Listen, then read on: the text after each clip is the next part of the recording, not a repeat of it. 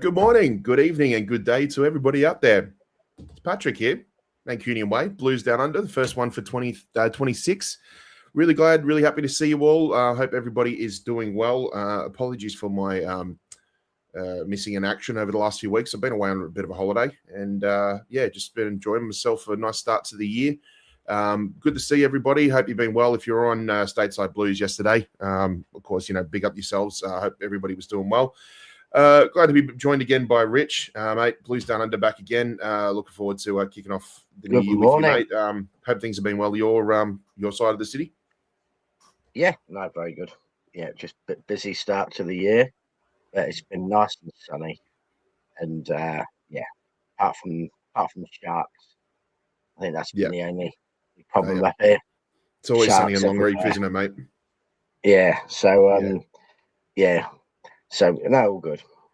And City have won twice this week. And, as is happening this season, we're going from doom and gloom and relegation and we're rubbish. We're going out of everything to we're on for the quad every 2 weeks. And, I think, the amount of wasted emotional energy by City fans this season has been almost unparalleled because I don't think I've experienced a time where everyone is just so dramatically up and down, despite the fact that the team's had some little bad runs and some very good runs, but it's actually never there's a lot of things that need to be figured out, but when you think about it, if we're still where we are now, you can't really complain too much, to be honest. We're probably we'll be in as good a position in terms of our league position,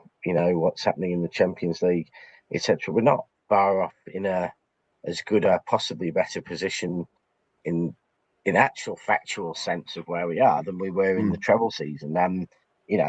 Obviously we don't think we're quite as good. We don't have, quite the top players in the top form, but I think we are set up to achieve whatever we want this season. Yeah, I think so too. You're going to be in it to win it, and things are looking okay at the moment.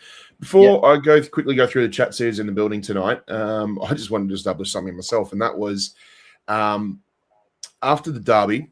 For those who don't know, I was actually in Tokyo to watch that one.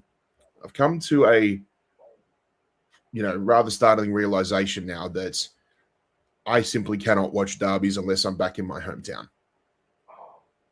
You know, Well, I've been to 'cause four you derbies. lose. I've been to four derbies live. Actually, I've been to 5 if you include preseason, and we haven't won a single one. Now we're not losing. Now we're not winning derbies, even when I'm not even in the same country as home.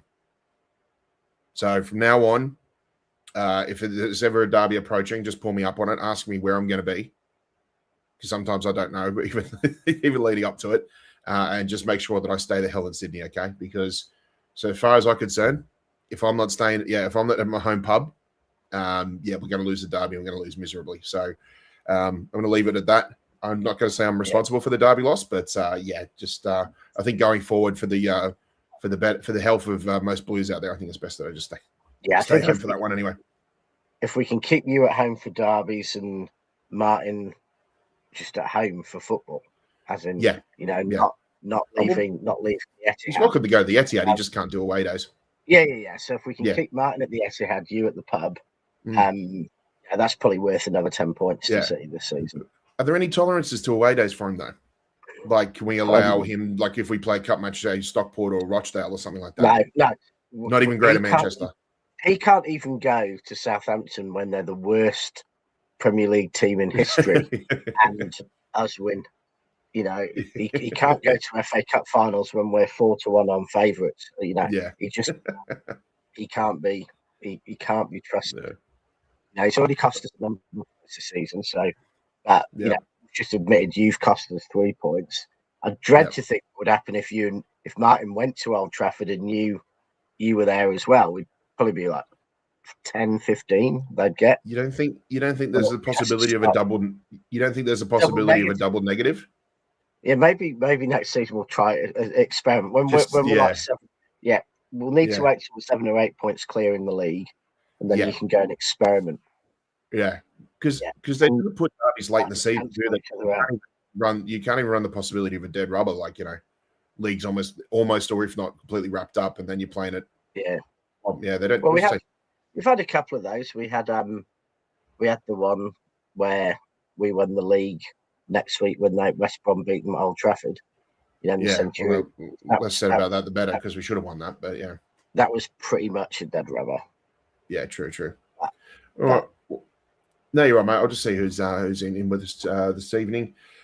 Briggsy's in the building. Wagwan, everybody. Yes, just to let everybody know, TNC is not out of action tonight. We're just basically moving Blues down under because we just had a very unfavourable schedule during the week. So it's going to be me and Rich in here for the next probably hour or so, and then Martin will come in and do the rest with us anyway. What I love from Briggsy's comment is he's suggesting that we're a more formal respectable show when Martin etc. come on. So we'll have to keep it. We're more dapper. We can't let him down. Nah, not at all, mate. And Briggsy, I hope you're doing well too, mate. Yeah, so be yourself. Smash the likes. Adam Quinn is in the building. Good to see you, mate. Hope you've been well. Mingy Wong's in the building as well too, mate. Thank you. Yes, please appreciate if you give it a thumbs up, like, and hopefully subscribe on the way through as well. All the support's been fantastic as we make our way onto 8K. Round of 16 opponents will be either Bodo Glimt, Inter Milan, Real Madrid, or Benfica. We'll get into that a little bit as well too. Rich, I haven't heard your insights on not Istanbul, but Galatasaray, and obviously what's to come with Champions League, but we'll get to that in a second. Messages going through. Thank you, Martin. Yeah, as just mentioned, so it'll be a little bit of BDU, Blues Down Under, followed by TNC a bit later on. So we look forward to bringing that to you as well. Dash is in the building. Good to see you, mate. Thank you so much for posting that link about Samaritans. Also, too, if you live in our neck of the woods too and you need to talk to somebody, we've got Beyond Blue is a very, very good one. So please get in touch with them, beyondblue.com.au. DC's in the building. Hope you're doing well, sweetheart. Hope all is good on your side of the world. Stevie Black's in the building. Thank you. Tone, big up yourself, mate. Of course, don't forget 2 p.m. local over in the UK. He'll be having his catch-up show with Martin as well. So looking forward to seeing that, or hopefully if I'm awake late enough, so we'll see what happens. DC, Steve, Thunder Road, always a pleasure having you there, mate. Thank you so much. And thanks for the shout-out to Tone. Ryjack's in the building. Good to see you, mate. Hope you and all the fam, including little one, are doing well. It was great to see you on the stream yesterday. Dash, Thunder Road. Yeah. Kelly Brady's in the building. Good to see you, love. Hope you're being well. Sam McCoy, member for 16 months. Congratulations. Thank you so much for all your support. It means an awful lot as well. And of course, I'm emotional. I mean, this is a dream come true. All these guys deserve. All these guys around here. So there you go. And I was just catching up through the comments here. Won't be too long, guys. So that's all good. Okay. Apparently, Quinny, you owe Kel money, so I'll let you guys sort that out yourselves. Yes. You're right, Jack. Stevie Black, El Vimto, as he's calling you there, Rich. Love the name. I'll have to have one now. Our favorite milkman. I'm not on the side of milk cartons anymore, so don't. Rich, you got anything? You got anything prepared for? Got any rants coming in you can think of? I could have a bit of a rant about the emotional energy wasted by meltdowns in the last couple of weeks, but we'll see. Yeah, we'll see. Did the Aussie guy only start supporting City since the oil money came in? No, mate, I supported Chelsea before that. Yeah. So we've obviously got a mutant in the chat. So good up. Hope you have a good day, mate. Let's see. Yeah, hope everyone is good. Thank you, Tone. All good. Yeah. Thank you very much. That's all good. Thanks, Tone. Paneet, a member for 15 months as well. Big up yourself, mate. Thank you so much as well for everything. Yeah, look, I'll just start going through. Keep going through these anyway, mate. But Rich, if you want to start off, just your thoughts about Galatasaray yesterday. Obviously, a crazy little ending to us ending up in the top 8 as well. And yeah, just overall thoughts of what happened midweek. Well, I kind of first I'm going to have a bit of a vindication rant because I got ridiculed on this channel for preferring the new method of the Champions League when it came in from the old one, because I hated the old group stage where teams like City and Bayern won the first 4 games and then the last 2 games were dead rubbers on the last week. And it felt like it ran its course. Well, yeah, by round 5 and round 6, there was usually one group with anything still happening. Maybe one group where first or second could be changed, but everything was done. And you know, whatever we think about it, you can't deny that having the 18 games played at the same time, having Real Madrid obviously doing some like scandalous cheating, because how on earth Real Madrid managed to be finishing 10 minutes after everyone else? There must have been some convenient delay that only Real Madrid are allowed to do, and they probably won't get fined £300,000 for it like we did when we're out a minute late with, Torre. So the fact that we at one point were 4th, and through the evening we go 4th, 5th, 6th, 7th, 8th. Our game finishes, and there's still 5 minutes to go. Because of that, I think it needs to be investigated how Real Madrid were in that position. And then you've got Benfica, who Real Madrid need a goal for top 8. Benfica need a goal for to overlap Marseille, to get in the 24th, and you have 2 red cards and a goalkeeper scoring in the 5 minutes, and it's just that was, and it was a Jose Mourinho side as well too. Just to add a little bit to it.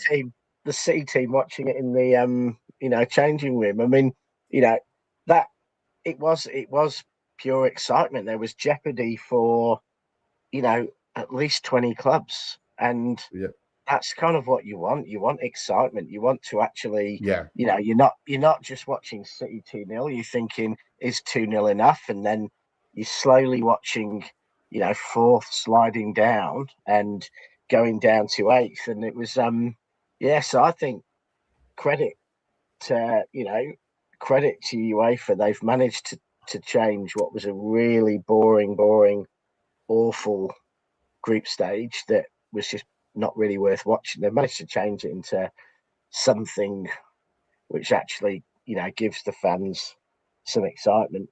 And, credit to City again, credit to Nico O'Reilly. I mean, I think that's twice he's gone into that midfield position. And actually, Galatasaray and Newcastle are two of our better performances this season. And, this is a conversation for talking about the Spurs game, but I want to see Nick O'Reilly given a chance in that 8 position.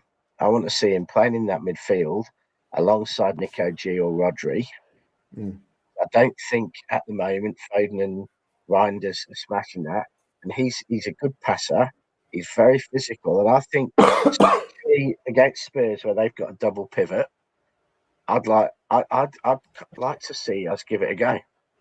And I think I do think Aït-Nouri is going to be phenomenal left back. So I'm more than happy Aït-Nouri playing, but I would like to see them give that Nico that go in that 8 position, because he's got that physicality, the energy. Do you think that the 2 performances, the one in the cup against Newcastle and yesterday against Galatasaray, is like proof enough to you that he can definitely, if required, do the transition and play in midfield?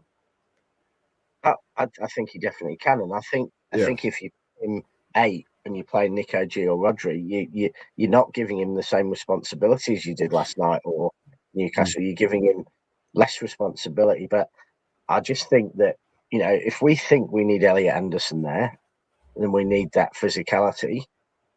We're about to spend 100 million on him, but at the same stage in their career, I think we've possibly got someone already who can do everything Elliot Anderson can and more, and is available to do it today. So I'd like to try that. I think there's a couple of changes that we can make, and that being one of them that can make a real difference in games, because Spurs will play 2 pivots. They'll play really solid midfield like they did at the Etihad, and I think this is our chance to take that on and beat it, rather than having that being a problem for us. Yep. James CFC says 100 million on Anderson. Now, apparently the release clause or whatever it is after the World Cup's meant to be like 60 or 70. But anyway, we're just nitpicking. Yeah, all good. Yeah. Good Hello, morning, Alan. Morning. Good morning. How are you?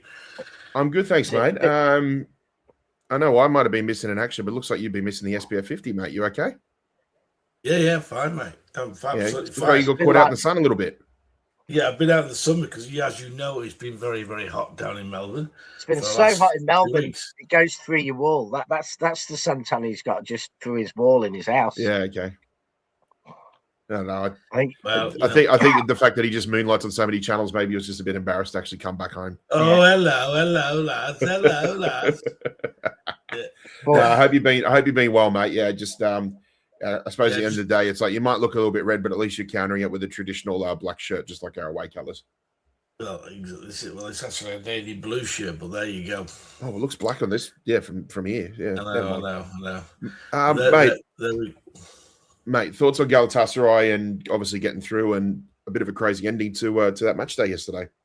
Well, yeah, I'm the first one to hold my hands up and admit I was worried before the game started with our defence and our midfield. But to be fair, both the defence and the midfield played really, really well. Every one of them. All the defenders played brilliant, including Nunes. Before people jump on my back about that. Which we'll probably have a little chat about in a few minutes, by the way. A big shout out. Because I haven't spoken to you in a while, so yeah. Yeah, a big shout out for Ake, because he came in with injections in his knees and steered the ship home, organised the back four, and all of them were brilliant. And our midfield with Nick O'Reilly in the CDM position, which I was worried about, came through with flying colours. Bernardo was everywhere, and I mean everywhere, and obviously Cherky was his flair self, who controlled the pace of the ball. But Bernardo was unbelievable. Yeah, I mean, he was everywhere. Anyone slating Bernardo after his man of the match performances in the last 2 games, where he has, again in the Premier League at the weekend, against Wolves, he was exactly the same. He was brilliant, and he was brilliant again last night. And I think anyone thinking we should not be trying to talk him out of going to Benfica for another year is mad, because Bernardo's been brilliant the last couple of games, and he has, our ship's looking in a little bit of trouble, and he has really dragged us back into, just back into form, and been everywhere. It was, Mamouche made a difference coming in and linking with Haaland without any shadow of a doubt. Apart from Haaland's missed sitter right near the start. Doku got two brilliant assists. Doku got some phenomenal assists. I mean, it was Doku looked sharp and useful. He looked like and a great pass for Haaland for that goal.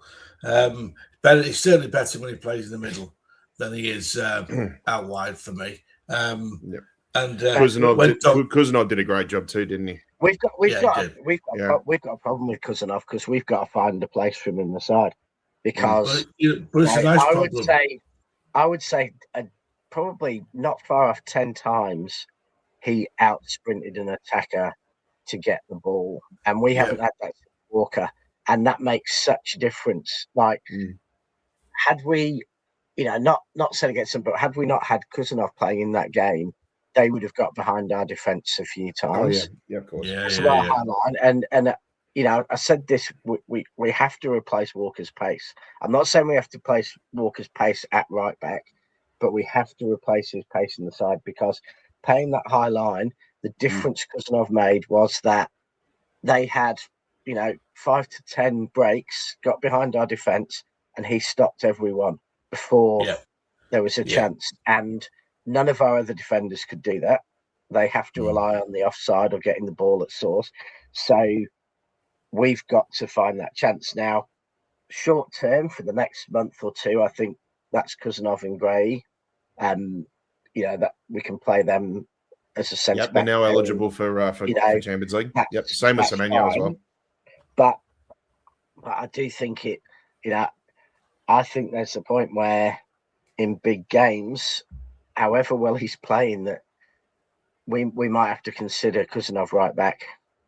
If Diaz is back and we're playing Diaz and Gay as our centre backs, which I do think provides the platform. It's an option, and that's a nice option to have. Yeah, I mean, we don't need it in some games. We can afford to rest Diaz, play him centre back. But if we were playing, Bayern in a Champions League quarter final, I might be tempted to go Kuza right back. And I'll be honest with you. If you look, when Doku went off, obviously Foden came on. And joking aside, and I'm serious when I say this, to me, Foden's losing confidence again. He didn't play well. He didn't play well at all in my eyes. He's lost confidence again, because he played a deeper role, but to me, he's not the same as he was at the start of the season when he was on form. So that's a concern for me, because we do need a fully fit, up to speed Phil Foden, and we're not. I was joking with Martin the other day when I called him just to see his reaction, and he bit straight away, which is very funny. But I just feel now, the side's done well in the last couple of games, and now we get our players starting to come back. It's going to make a huge difference. Yeah, no, I mean, and we've got that difference. I mean, seeing Gonzalez back, that's huge, because whilst we've got Rodri back, we need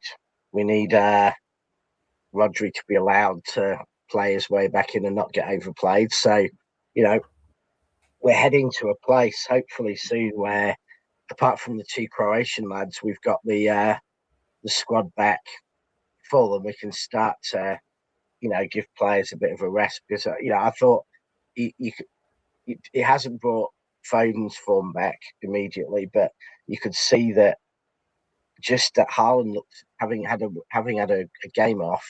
I thought Haaland looked better. Immediately from the start. So I think that's getting those fit players, getting everyone back. That's where we need to be. And if we at the start of the season said where do you want to be at the end of January, because the end of January is when City seasons typically wake up. We normally have a couple of embarrassing defeats in January over the years, whether it's Newcastle, whether it's Spurs. Yeah, blips in October, blips in January, and then that's about it. Always had January blips, but when City come good is February onwards. Honestly, if you could have said to us, you'll be 4 points behind Arsenal, you'll be in the top 8 of the Champions League, you'll be 2 goals up after the first leg of the Carabao Cup semi, and you're still in the FA Cup with Salford at home. There's not a single City fan on earth, unless there's someone who's completely mad, who wouldn't have bitten your hand off for that. I mean, it is, I would say, almost, not beyond my wildest dreams, because I was coming out with nonsense hyperbole and, calling the quad in about September. But it genuinely, if you look at it rationally, you can't look at that on any aspect of that and not think we are exactly where we want to be. We've had a better season so far than we could really have expected, despite all the meltdowns and tears and everything else. To be where we are, 4 points off in the league, top 8, still in both cups, is better than anyone could reasonably have expected. And, now players coming back, new signings to bring us energy. Now's the time we've got to put a foot down and go on one of our runs. We've got to start thinking and there is no bigger test for City than our bogey team this weekend. And, but if we go to our bogey ground against our bogey team. Well, it hasn't been bogey for the last 2 seasons. Yeah, and to be fair, they have a home. We got stuffed each time and played at home. Yeah, but the funny thing is, and this just shows how much the Arsenal fans are annoying people. Spurs fans are already saying they're supporting City. It's not like it's at the end of the season and the game's decided on it. But I've had a number of Spurs fans tell me we want City to win on Saturday. So they're you mean Leo Turner's told me last night, same thing. Yeah, mate back home. Yeah, wants City to win. And they're playing them the week after. So their dream is they lose to City and then they beat Arsenal and they'll be their season's made. But at least we're playing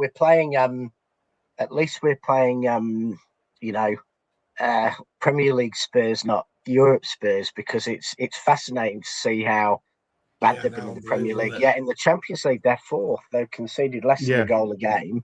They came 4th. So they're one of the seeds. Obviously, Big Ange's European form has sort of rubbed off on the squad in a way. But it also proves to me that European teams are not as strong as Premier League teams. They're just not. No, I mean you're looking at that, and was it 5 Premier League teams in the 4 in the end, and the other 2 were like 10th and 11th, and you're looking at that. Spurs are 4th, and you'd say comfortably they're the 6th rated team out of the 6 England teams, and yet they're 4th in the Champions League.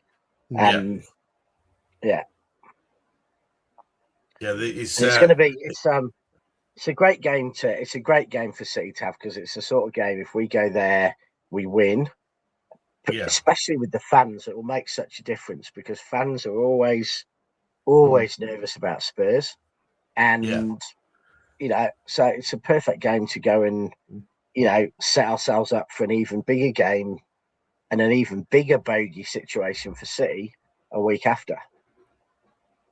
But in the next week, if we got 6 points in our next 2 Premier League games, even if we got 4 points, I think the psychological boost for us would be huge. Because at the start of the season, you're probably thinking for us, 2 of our 3 hardest games of the season. And I'm not ruling out the fact that Arsenal have got a tough away fixture at Ellen Road this weekend too. And Leeds have been a plucky side this season as well.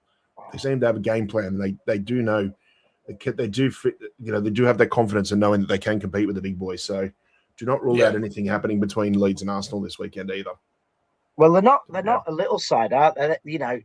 Given that Arsenal are the new Wimbledon, and given how much of Arsenal's play comes through set pieces and long throw-ins, and didn't I read somewhere that Arsenal last scored from open play on the 17th of October 2007 or something? I mean, it's like Arsenal open play goals are like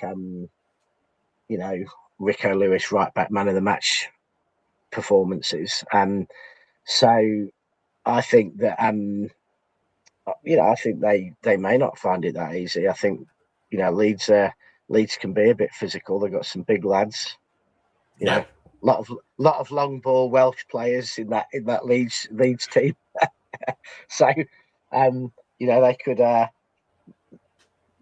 it won't be that easy for them. And I think them relying on set pieces for so long, I think as other teams now will have set piece coaches, and as other teams come to terms with how to deal with putting 7 people around the goalkeeper, I think they're going to find it harder to score in that way, because it is an easier thing to defend against, and it's an easier thing to prepare for than a team that's going to attack you in open play. So I'm gobsmacked they haven't really gone into the market for a significant player to change things in January. I'm a bit gobsmacked by that, but the writing's on the wall, isn't it? Arsenal are setting themselves up for the same as the last few years. They haven't acted in January. It surprises me. I thought they'd go big. I thought they'd go very hard in January, and it would be them signing 2 players or 3 players, and someone going for someone like Osimhen or something as a centre forward to just change things. Well, my opinion, Rich, I think the thing they're missing is a real enforcer in midfielder. Even if it's a bit more of a seasoned veteran or something like that, just someone who can assert their dominance, assert their presence in the midfield in every game. And they just seem to be lacking that, to be honest. I thought Eze might have been able to do something in some sort of capacity, but he's just been on the bench for weeks. And I still look at that 1-1. Sorry, Alan. I still look at that 1-1 game at the Emirates early in the season, and when I saw that lineup and I said that Eze wasn't in there, I was going, "We've got a chance here." I realised we've got a chance here to get some points. Yeah, I must admit, when they signed Eze, I went, "Oh crap, he's done." But I do not understand why he's not a shoo-in in their team. I can't understand it. For me, I think he's a brilliant player. He's obviously not that good at set pieces. He's not got a very long throw, has he? And maybe he's not good at a dead ball. I mean, it just amazes me. I mean, I didn't know why they signed, a championship striker in the summer. Yes, Gyökeres had one good season in Portugal, but he was essentially a championship striker. He'd come through, done a good job at Coventry. I watched a fair bit of him there, and he was a good level championship striker. He was the sort of striker who gets you promoted to the Premier League. But I didn't see anything of him thinking, he's the striker. The team, in inverted commas, the best team in Europe. He scored hat-trick against us. He scored hat-trick against us in the Champions League. Yeah, with respect, Alan, you could have scored a hat-trick against us that night. That's true. I reckon you'd have probably outpaid. You might have got 4, to be honest. That was. And there would have been shit according to him. Maybe that was like 8D chess, and that was done to make Arsenal sign him to cost them the league. I don't know, because But they could have acted. They could have acted in January. I mean, I still think midfield enforcer maybe, but above all, they need someone who can someone who can physically go and bang in the goals. I'm amazed. I'm amazed they haven't addressed that at all. And as for Gyökeres, Gabriel Jesus is 3 times the player Gyökeres will ever be. And we know from Jesus, he was a great squad player. He was lovely to have around, but he wasn't someone you wanted as a number 9 in a massive game. You wanted Aguero or you wanted Haaland. Jesus was phenomenal. Worked his arse off, great player, perfect backup striker. Like I guess Marmoush is doing now, but he's not your figurehead for the team. And it makes me wonder how much does Arsenal's ownership really want the league? Why have they been afraid to act in January? Villana's gone. City need some more goals. We need a problem defence like that. He's gone out and he's taken 2 homegrown top players to City and really acted. Why haven't Arsenal? I'm talking about City. Do you think we need anything else for the window shuts? I think the only position we really need is a right back. But only if the right players available. And honestly, I'd like to. We need something to fall into our laps really for it to happen, wouldn't we, Rich? Yeah. A right back that isn't a Scouse right back. Yeah. Well, he's not a defender. I know that. He's not a defender, but I've never abused a player more. Yeah, Water said he apparently wants to move. So yeah. I mean, all right there, it's lad. All right there. Yeah, and I don't know what would be more kind of cool. Yeah, I don't know what would be more annoying. Him signing and being good. That would probably be even more annoying than. But I'll tell you what, the Scousers would have a meltdown, wouldn't they, if he joined us? Jesus Christ! Oh man, it would be. Yeah. I mean, they'd want to kill. They want to kill him. They'd want to kill him if he entered Merseyside. They would kill him. Yeah, it's just he's as a defender, I think he's truly dreadful. But obviously his ability to assist and to pass is very strong. I just figure no one's ever figured out how to play him, in my view, because he hasn't quite got the brains for a midfielder, to play at a 6 or something like that. He hasn't got just doesn't seem to have the positional brain. He can't defend. He's a Scouser. He's a Scouser. He's not going to have a brain, is he? No, God. Well, true. But at the same time, you can see some of the passes he does and some of the stuff he's capable of. You can see there's a footballer there. But I don't know. Summer, I mean, do we need another centre back? No. Yeah, I want to get to this. Not if we've got those 4, and Hayes is doing really well. So it would be crazy if. This is what I wanted to talk to you about, because we mentioned this on Stateside yesterday. Is that if you went into would you be happy if we went into 26-27 season? Let's imagine 26-27 starts tomorrow. Would you be happy going in with your centre back depth of being Diaz, Gvardiol, Guehi, Kuznov, and Vitor Hayes? Yes. That's 5 centre backs. Yeah. Yeah. Yes. That's your depth. That's your depth chart for the Victor Hayes. Yeah. Mate, it annoys me because we've got Victor Hayes. He cost 35 million. We shipped him out on loan. No, understood, mate. But you see how bloated our squad is, and especially with Ake and Stones in there as well. Having those two gone, and as begrudgingly as I want to say, but I do think John Stones is on the way out. And Rich feels the same as well. We have to face facts that we have to start trimming the squad again, going back to what we knew for so many years. And I'm quite happy with it now. I think Mark Guehi certainly bridges the gap between between the senior squad members in terms of Gvardiol and Diaz, and the young ones who are still looking for game time. Now, I think a little bit of a blessing in disguise as well is the fact that you've got Vitor Jesus, who's really, asserting himself in European football now. So I think the transition for him will be not seamless, but it'll be a lot easier than what it was, say, when we signed him 12 months ago. And now Kuzanov is just getting every minute he spends on that pitch, it's just going to make him better. And, from next season going on, I think there's going to be a lot of healthy competition between all five of those defenders now. For the starting positions. That's good. It's good. Yeah. So I'm very, very happy with it. If that was what it was going to be, I'm very, very happy with that. Yeah. John Stones is coming to Melbourne City.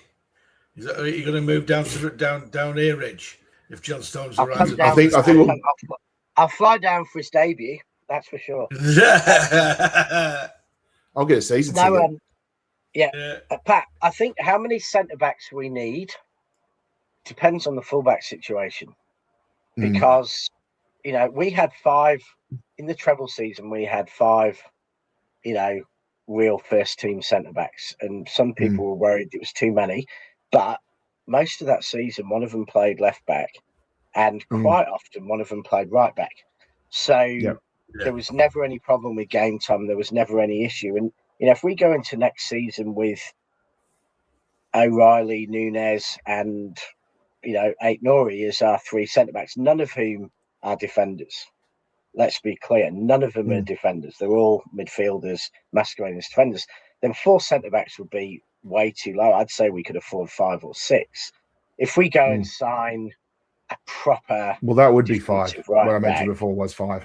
Yeah, it was 5. But I think... And 5, keeping in mind, too, that at least 2 of those have experience in playing in full-back positions as well. I think if we had those 3 fullbacks I mentioned, and that's all our fullbacks on the book, I think we'd need a 6th centre-back who could play fullback, or we'd need to sign a fullback, because I don't think that is only 5 proper defenders, and that isn't enough for a team.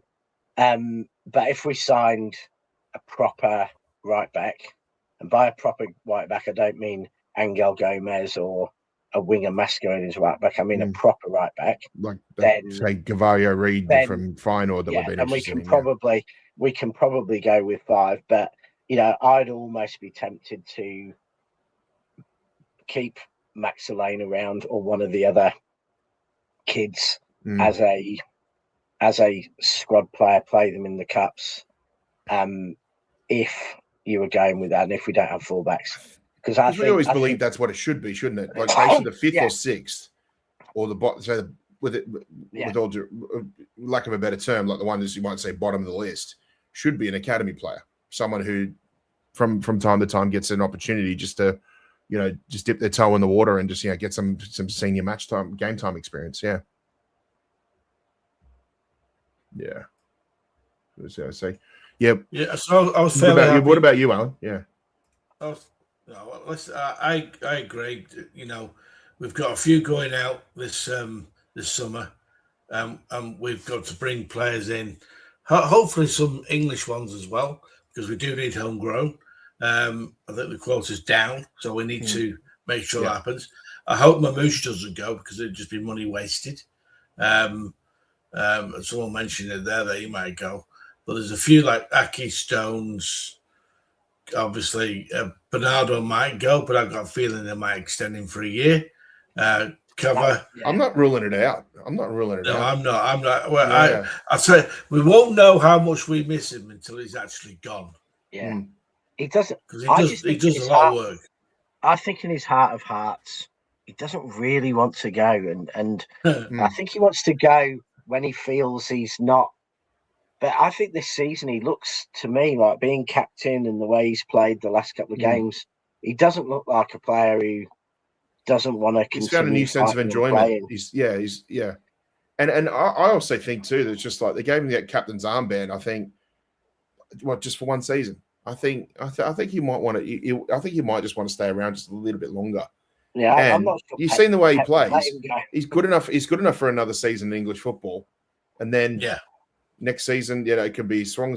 We could see him off to the Portuguese sunrise, Portuguese sunshine, and Sorry? He's probably good enough for a few more seasons. He's not 35, 36. Yeah. He's still got a few more seasons, and he's got, he's probably got 50, 60 years he can go and live in Portugal after he retires. Yeah. So, I think if he really feels City are going to compete for the top trophies and he can be playing his best as part of that, then maybe he would. Yeah, yeah. Look, do you think we've always said this? I've said this before, like, because remember when Fernandinho played for his last couple of seasons with us, he just went year by year because I think he was so well established in the club that he could allow himself to basically wait until the end of the season if he wanted to continue. Do you think Bernardo might be in a position where he can allow himself to do that? Well, I'm going to find it very difficult. When he does go, I respect him. He wants to go back to Benfica. That's understandable because that's his team he supports.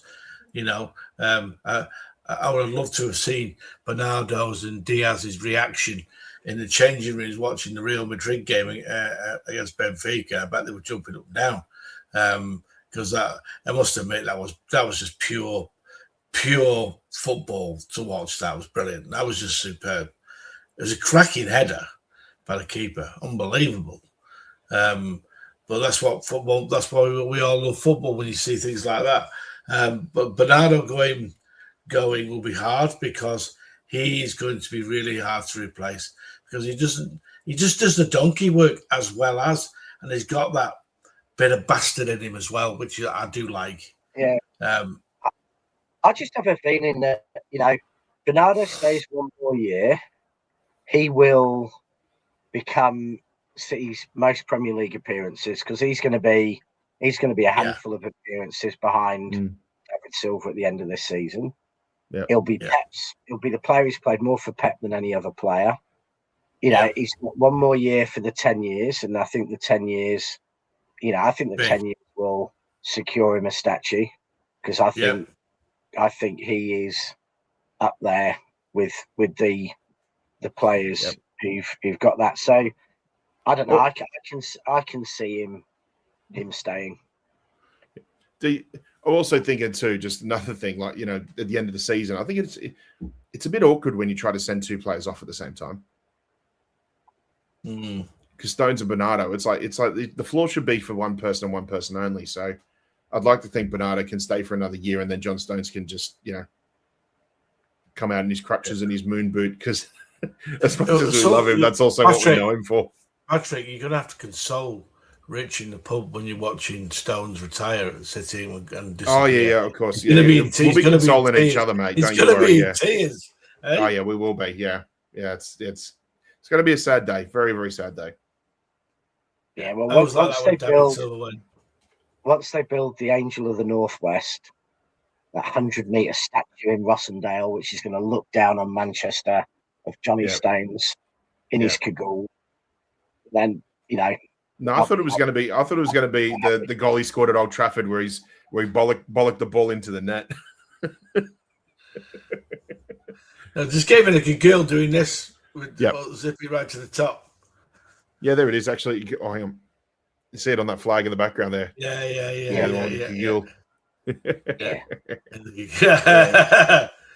No, good stuff. What else we could talk about? Oscar Bobb. Looks like Oscar Bobb deal's done to Fulham. I believe it's around £27 million. Other details, there is going to be a 20% sell-on clause as well too. There is also, I believe there's also, Martin said something about in the contract that there was something about a first refusal. Yeah, first refusal. So whoever pays can match this as well. Thoughts on that, guys? And I'll get some thoughts in the chat as well too, because some people were a bit disappointed we should have got more money, but I think you'll probably come to a bit of an understanding as to why we think that's probably around the ballpark figure. I'm disappointed he's going full stop because I think the lad's got ability, and he's one of he's come from our junior ranks, and I'm disappointed he's going. I'll be honest with you. Yeah, I mean the thing is, I think there's an element of that for all of us, but he wasn't going to get in the team. So him staying, we can send him on loan, but the problem is very, very few of our players that we send on loan does loan work for, because there's no incentive to the other team to play them or boost them. So he probably had to get sold. I would rather Oscar Bobb stay and Foden go. He's not going to magically appear, okay? He's still not on for a little while. Yeah. And he knows, yeah. Stop it, Beetroot. Where is he? No, he's been patient today, Beetroot Ed. Don't you start. Alan, you've got to be a bit less obvious in your wind-ups for them to win. Yeah. One thing you definitely like is discretion, that's for sure. Yeah. And if you'd made it about Savinho and Bob, someone might believe that. I know. That was a wind-up, by the way, everybody. So just to get Martin to bite. Yeah. A few people were asking on the show yesterday about 27 million, thought it was a bit low, but I think that's all part of the sort of the deals. It's like if you wanted to get maximum money, then you're basically just selling the player. You're not going to be looking at additional clauses or anything like that. Like City, as we know, do their business very. Sorry, mate. Just a common sense question to ask everyone. Yeah. Exactly why would anyone pay more than that for him? I mean, he has had in a competitive match for City, he has probably had less than 180 minutes of good football. The hype is based on friendlies in the USA and stuff like that, and what people have seen at the youth level and what people believe he can do. That goal against Newcastle started for me. I saw the ability. He took the ball, his touch, and he went around the keeper, put it in. Brilliant. That was 30 seconds of football. You don't pay 50, 60, 70 million because of 30 seconds of football. If he does a Palmer and goes past Foden, which he did, Palmer, and probably will go to the World Cup instead of Foden, because I don't think Foden's going to go, then we'll regret it. Well, no, because it's quite clear that Bob's nearly 22. Right? He's not even getting on the bench at the moment. So him staying was no option. Him staying was just going to mean his career being him missing out on the World Cup. And I think Bob can be a 60 million player, but I don't think he is in our team. Matching fee, not first refusal. Semenyo's a 60 million player. Semenyo scored for 2 seasons, scored every second or third game in the Premier League, got man of the match performances against half of the top sides in the Premier League, and made a massive difference. How can we, based on one pass against Newcastle, expect anyone to pay Semenyo money for Bob? I know. Listen, I know. You want the Semenyo money, Alan? Then you basically he wouldn't have had the broken leg. You wouldn't have had any other injuries. He would have basically have to take that form from the start of last season and carry that all the way through to this season to be worth that. I'm for his sake, I'm hoping he proves everybody wrong. I really do. Of course, yeah. Because so do I. I'd love to see us him back as and him come and win Champions League at City. But I'm not saying I don't think there's a 60 million player in there or even 100 million player in there, because I think there's signs that he's a phenomenal player. But I don't think he was going to become that at City. And I'm still not convinced that Cole Palmer stayed. Cole Palmer would have become what he became at City. And frankly, watching Cole Palmer this year, I'm not sure Cole Palmer's staying at Cole Palmer's level for that first season at Chelsea. I think he hasn't been as good for 18 months since his breakout season, with the exception of, I think he had a couple of good games in the World Club Championship. But I think I don't think, I think Palmer's doing a bit of a Foden this season. We're criticising Foden's form. Palmer's been exactly the same. I think we've just got to be real. I don't have that. Neil said it here. He said his injuries held back his progress, which, we can't overly criticize Oscar Bobb. He just got a really bad injury at a really bad time, and it's just set him back longer than what the injury is one thing, like setting you back, but sometimes it could just happen at the wrong place at the wrong time. And yeah, it just unfortunately just hurt his development right when it was really ready to go. Mm-hmm. Yeah, it's disappointing. I do think it is getting ridiculous though when City fans expect someone should pay Semenyo money. You know, Semenyo has scored 40 goals and about 30 assists in his last 100 Premier League games, and we're expecting to get that money for a player who's got 1 assist in about 5 Premier League games or whatever. I mean, maybe slightly more than that in terms of sub appearances and things, but we can't. He's got, if he goes to Fulham and he plays 38 games for them next season, 38 games for the year after, I think. In all due respect, I think Fulham and Marco Silva is a good manager to play under as well. Yeah. I think you'll utilise him well enough. Yeah. Oh, listen, to play good football. It's a good club. It's Yeah. a good club for him to play. He'll play every week. It's a good club for him to play at, in a nice part, in a reasonably nice part of London as well. He should enjoy himself down there. Yeah, and I think and if he does make it, we can all, and they sell him for 80 million. We can get him back. I hope he does. We can get him back for 60. We can get him back for 60, and if that's the case, then effectively we're signing a 80 million player for 30 million. Yeah, but he's not going to get that development at City now, so we just have to accept. Well, he's the one that wants to leave. He wants game time, and I fully get that. Yeah, and I agree with him on that point. I just have a feeling it's mental as well. I think, it's hard. To make it at City, you've got to be better than Marmoush, better than Semenyo, better than Cherky. You're not, and if you don't have a great game, you're going to be out of the team. So he's got to get himself back to that elite level without actually any games. Do you think in the summer we need an out world-class midfielder in the summer? I'm not sure. I don't know. I think a lot depends on Rodri. I think a lot depends on, because a fully fit Rodri, a Ballon d'Or Rodri is a presence unto its own. Yeah. Yeah. Is he going to stay? Is he going to stay?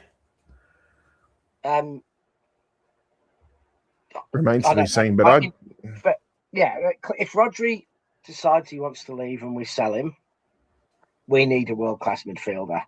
If Rodri gets back fit and he wants to stay, then I'm not sure that we do.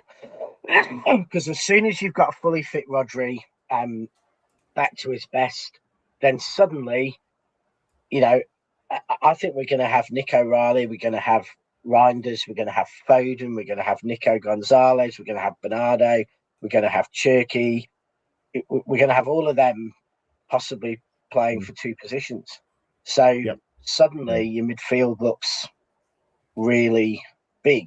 And that's based on my thinking that Nico Riley is going to go back into midfield and not be our left back. But we'll see. Is there anything looking at possibly Reinders hopefully having a better season next season as well? I think, because I'm looking at Reinders, and that's a sort of midfielder that was meant to do, as we said, bit of the Gundogan role, just that extra body in the box and that sort of thing as well too. But what I said from the start of the season, I thought being 27, probably being at the peak of your football prime, basically, both with your football brain and also physically, I thought he would be ready to go straight away. But obviously, we understand that sometimes the transition from Italian football to English football can be a bit of a serious change. And maybe Reinders, I think, might be one of those players that has to take a season to bet in. So I'm not saying that he's the solution. I just think that, and I'm certainly not saying he's immune from criticism this season as well too. But I think maybe we just have to wait and see. Maybe a year of getting familiar with everything here in England under Pep, this club. Maybe next season we might actually see what we were anticipating or hoping to see from this season. Yeah. But I think back to Alan's question, if Rodri stays and Rodri's back to his best, then that's the 6 done. So we're talking about 8 and 10, and you've got Foden, you've got Cherky, you've got Reinders, you've got well, let's not forget, Rich. Rodri was playing as much 8 roles as he was 6 roles in his prime when he was in that Ballon d'Or era as well too. He was playing a lot more advanced than he was because he had Kovacic behind him. Now, if a fully fit Rodri came back and he had, say, like, Nico O'Reilly around him, Nico G around him, Nico G, O'Reilly, yeah. There's a big answer to your question right there. But yeah, in terms of going forward, it's like if we know we're not getting the same Rodri back, then maybe it would be worth going into the market and looking at like a proper enforcer, like someone who can really, as we said, assert their dominance in the midfield and dictate games, how our games are played. So I think we wait and see, what's happening. I think we need I think above all I'd like to see us sign a really proper right back, top quality player. Nunes is good, but I'm still not convinced he's I like him playing, but I'm still not convinced if we're playing Bayern in a Champions League final that he'd be my first pick of world football for the position. But Good morning, guys. There you go. Governor's in the building. Good morning, mate. Hope you're well. What's the volume like? Am I speaking all right? A little bit down what we used to, but we can still hear you pretty well. Yeah. Right. That's probably a good thing. That could be my hearing too. Are we all going? Okay. Yeah, not too bad, mate. Things have been well. Yeah. Just down a bit further south from where you are, but I suppose you're enjoying some nice summer weather and things are good there. Stinking. Yeah, I can imagine. Yeah, I actually did a night in Brisbane on the way home from a trip, and it was feeling a bit muggy there. So I can only imagine how it is up your way. I took the caravan away on the weekend up to Woodgate. It's on the way to Dundee. Where'd you take it down to, Phil? Woodgate. It was stinking hot. I had to go to the beach every day because it was windy there. There was no wind on the caravan park. So, it was good. For those of you who haven't been to Australia, or at least where Governor is, this time of year, you can get some of the most god-awful, stinking, humid, hot weather. Unbearable with very little relief, like in terms of coastal breezes and things like that. It can be, it's a bit of a slug, isn't it, mate? Yeah, a bit of a slog. It's not so much the heat; it's the humidity. Yeah, because you're basically borderline tropical up there, aren't you? On the sort of on the tropics line. Yeah. The worst humidity that I've ever experienced in this country, actually, weirdly enough, was actually further south of you in Brisbane, and it was just over 10 years ago. I think I went to go watch Australia play in the Asia Cup against South Korea. And I'll never forget, it was like, like you walk out of a cold shower, air conditioned, AC on absolute full blast, and you'd walk 3 blocks up the road and your shirt would just be clinging to you. It was just the most unbearable humidity. Yeah. I don't know if there's any real parts of Europe, people from the UK would travel to that would experience that sort of humidity. It's a real, you're really struggling by halfway through the day. Yeah, Sri Lanka's like that. I went to Gaul to watch a test match between England and I can imagine, mate, yeah. And it was near 100 degrees, and it was 100% humidity. It was stifling. It was horrible. Crazy. Yeah, it's like Cairns. You can get a shower, you can come out the shower, and you're still sweating. Like it's shocking. No, actually, mate, I must admit, I've been to Alice Springs and it was 47. And I could handle that. Apart from my little pommy feet that couldn't tread on the ground without hurting, because that's the way you tell Australians and apart is that we've all got nice soft feet because we wore shoes and socks. Better suited to Middle Earth, And Australians all have basically about an inch thick sandpaper on the bottom of their feet, like you to walk around barefooted. Yeah. So Australians can walk across burning hot rocks, sharp twigs and everything, razor blades, and they're just like absolutely fine. Whereas you'll tell them, well, actually, not razor blades. We already have nature's razor blades, and that's bindies. Yeah. Yeah. So Yeah.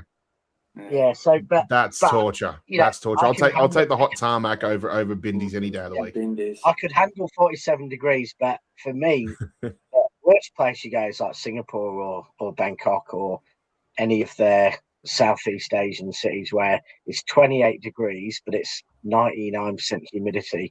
And That's you go it. outside, you're drenched in sweat in about 10 That's seconds. what kills you. Yeah. Yeah, it just kills you. And it's worse than you can be Love you a long 15% time. and it's all right. Love you a long time. Long, Yeah, long that's time. why. That's But why generally- I didn't mind the heat in Melbourne. You know, because there's no Yeah. humidity really. Melbourne, It's yeah, just heat. Adelaide's not too bad. I don't think Perth is, but Adelaide gets it's just- scorching. Adelaide gets Queensland. scorching hot. Yeah. but not humid. But you But- know, but No, that's what I Melbourne's- mean. That's what I mean. It's just the heat. There's Sydney- no humidity to it. Yeah, yeah, Sydney yeah. gets humid. Sydney gets humid in February. It can get a bit Yeah. for about a month, but Queensland, you know, you get like 3, 4, 5 months of it.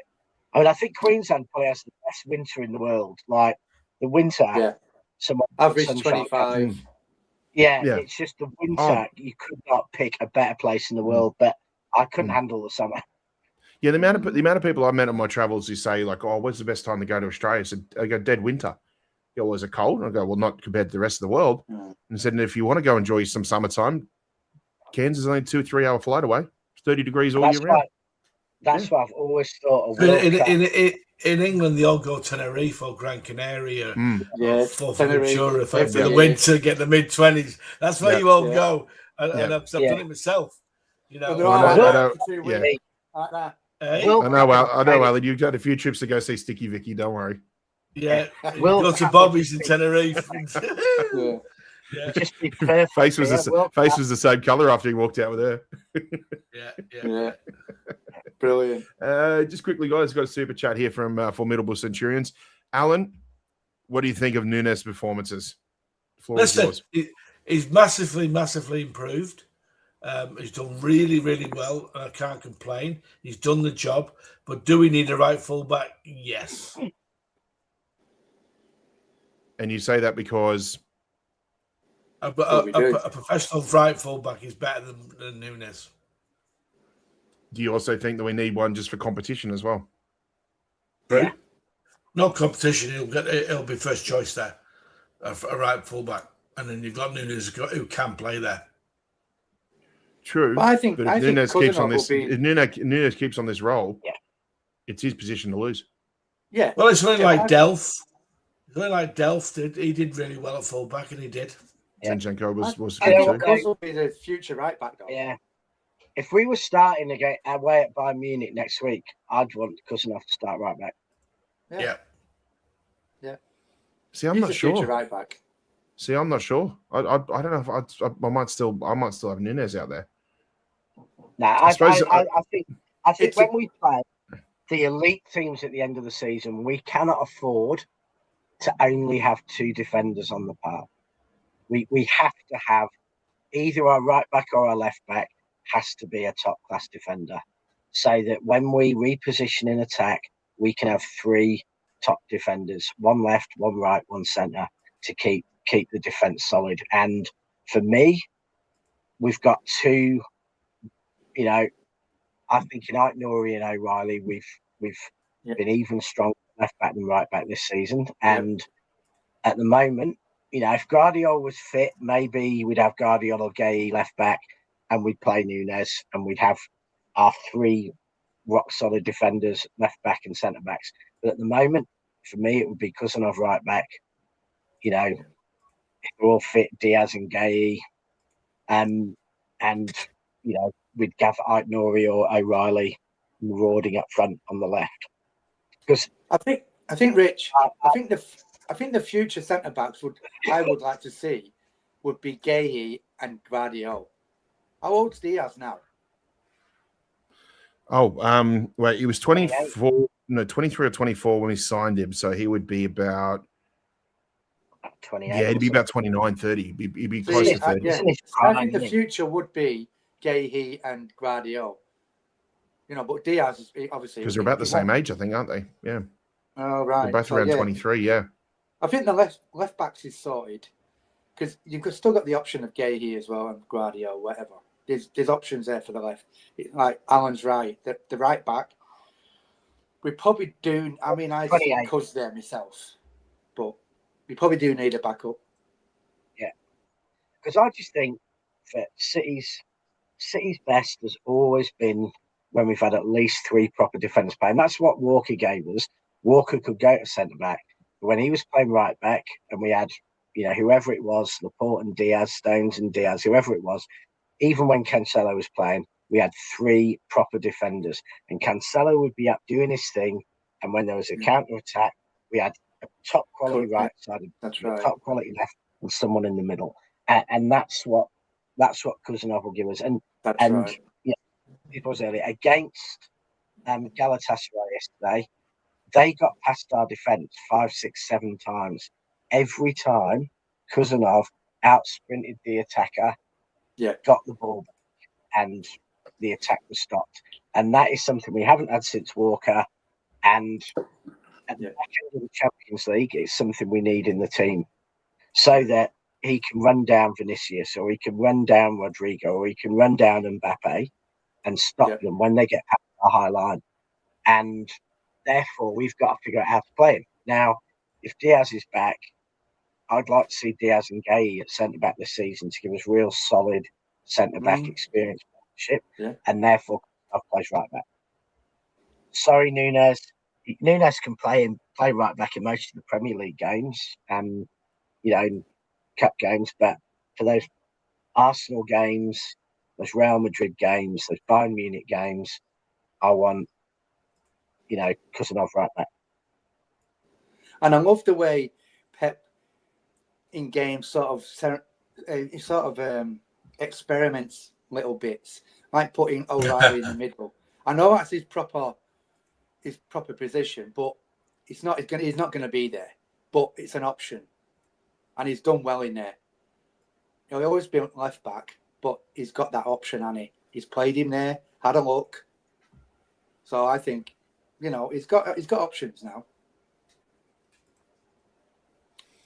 I just think it's quite amusing how, City for so many years had basically no left back, full back depth, and in the space of a season, we've gone to basically having no depth at right back now. Yeah. So it just shows how much Kyle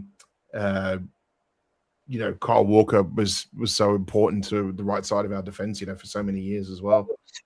It was Walker, but we had Akanji and Stones, there to play that position whenever needed as well. So, Akanji going and Stones being injured is, I guess we have Kuznov who can, do that, but he's obviously just coming through. Yeah. We're talking about Stones and Ake, not so much Ake, because I think he can go. Same with Phillips as well. And I was talking to Martin about why don't we just get rid of these players and pay them out? Right, it's too much money. Like, what have Chelsea just done with Sterling? Paid him out. Yeah. What was it, 23 million or something? Yeah, but the only, in many ways, the only reason you'll pay out, the only reason you'll do that is if you've got loads of space on your PSR, because you're just accelerating the right. There's 2 things. If you do that, you've got to write off their amortization. So if we wrote off Phillips, we might have to write off 10 million of his transfer fee, or 15 million, and pay him 15 million ahead. So that's a 30 million hit to our PSR. Now, if we've got loads of space in our PSR, the accountants look at it and say, yeah, we've got 40 million spare, pay him out, frees up money for next year or whatever. But if you haven't, you've got to keep them. Yeah, but you've just got 27 for Bobb. Yeah, but that's what I'm saying. If our accountants say it's all good, then we might well do it, because you might be able to. Chelsea apparently saved about 3 million in wages or something because they only paid him out 16 to 18 months, or whatever. So if the PSR allows it, they'll probably do that. But if it doesn't, there's just no incentive for the club to do it. Yeah. Unless they come. Martin's just said here, Governor, just answering your question just about with PSR. It's just said apparently there isn't loads of room, but also it doesn't go on till next year. Okay. Yeah. Yeah. Oh, yeah, I think for everyone's point of view, you should listen to Rich because he is an accountant, so he does know what he's talking about. Yeah. Actually, just thinking about it too. We'll just talk about PSR and 115. I did see that article while I was away as well. I don't know if you guys talked about it on the show while I was out, but something about the 115 verdict being delayed like up to another year or something. Yes. Did anybody see something about that? I heard It's that. all speculation, though. It's all speculation. Yeah. I just wanted to get your thoughts on it because I just saw it on face value and I thought I'll just leave it until I'm back on again. Yeah, Pat. No one knows. It could be tomorrow. It could be 5 years' time because the lawyers are having to write up a report. Now, we don't know. Is it going to be 10,000? Because there's 115 charges. They might have to write 150 pages on everyone. We don't know. And that's the problem. And, so you get all these stories, right? You get stories how Manchester City's league titles could, in inverted commas, be looked into. Anything could, pretty much anything could happen. It could be any day in the next 2 years that the thing comes out. It could be guilty. It could be not guilty. It could be mixed. Yeah. Once it's guilty or not guilty, there could be any number of consequences from City taking action for, everything being dismissed and wrongful accusations or cartel behaviour, for City, having their league titles looked at. So people make headlines by saying, could happen. Well, yeah. I mean, Australia could declare war on, New Zealand tomorrow. Could happen. But Rich, Stefan Borson, that's the thing. Stefan Borson did say everything is done and dusted. Everything is ready. He can't understand why they're not bringing it out. He said it's done. I'm not sure. I'm not sure he necessarily knows that because I'm not sure any of those high-paid lawyers are going to go and, tell someone who goes on TalkSport every day what's happening. So if he's heard it from someone, he's heard it from someone, he's heard it from someone. Who's the board? Is it 5 people or something? He said it's up to them 5 people. There's three barristers. Yeah, three King's Councils, I think, who are right. So yeah, and there's one thing lawyers don't do, and that's go and tell people who are on TalkSport, what the latest is. Yeah. No, not them. Yeah. Neil's asked, is there a possibility we could finally sign Isco in the window? Yeah, it could happen. It could happen. This will be a free, so it shouldn't affect PSR too much. He's an unk. Yeah, but he'll always be our unk that we never got to have. Yeah, true. Yeah. We'll see how we go. That's all good. Side, he's always wanted to be Snow White and start dressing up and going around with 7 little dwarves and some little birds. I mean, we don't know. Anything could happen. Oh, God. Governor, I just want to get you quickly before Martin comes in. He should be on the next few minutes. Just your thoughts about Galatasaray and looking forward to the knockout stages. Well, we got the job done. Defense was great. They played great.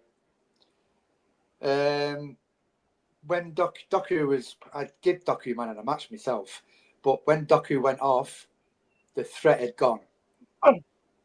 When Foden come on, did nothing. Marmouche was running around, but he didn't really do much. They tried to walk it in. They wouldn't shoot second half. That's what I've said on the comments in the chats. On every stream, I said they tried to walk it in. I don't know why. Yeah. Even Marmouche, why aren't they just shooting? It's that extra pass that goes astray. Why aren't they shooting? Ignoring Marmouche.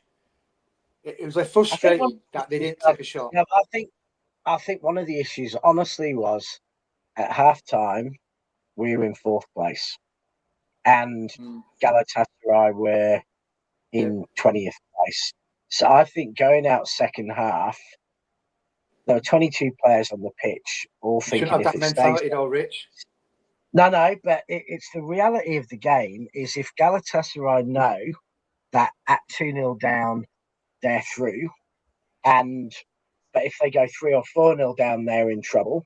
Then they're kind of thinking, well, actually, us conceding is as bad as us trying to get the points back in the game. And if City know they're 2-0 and we go and attack too much, leave ourselves open at the back, go 2-1, if we suddenly go level, we're back out of the 8. So I think I think a lot of that game, the players actually knew what was happening. And, so I think there was a bit of that from both sides, that 2-0 turned out to be a good result for both teams. I think we got away with it in the middle.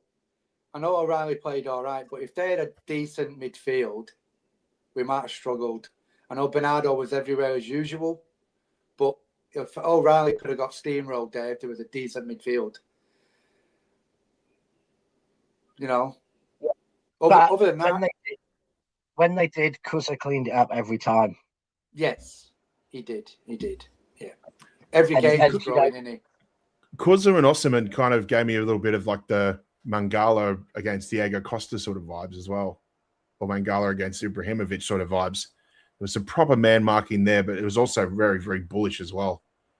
The only game, I think really when you look back on the game, it felt like Osimhen only had that one opportunity, which Donnarumma mopped up incredibly well. Is that the one he was offside?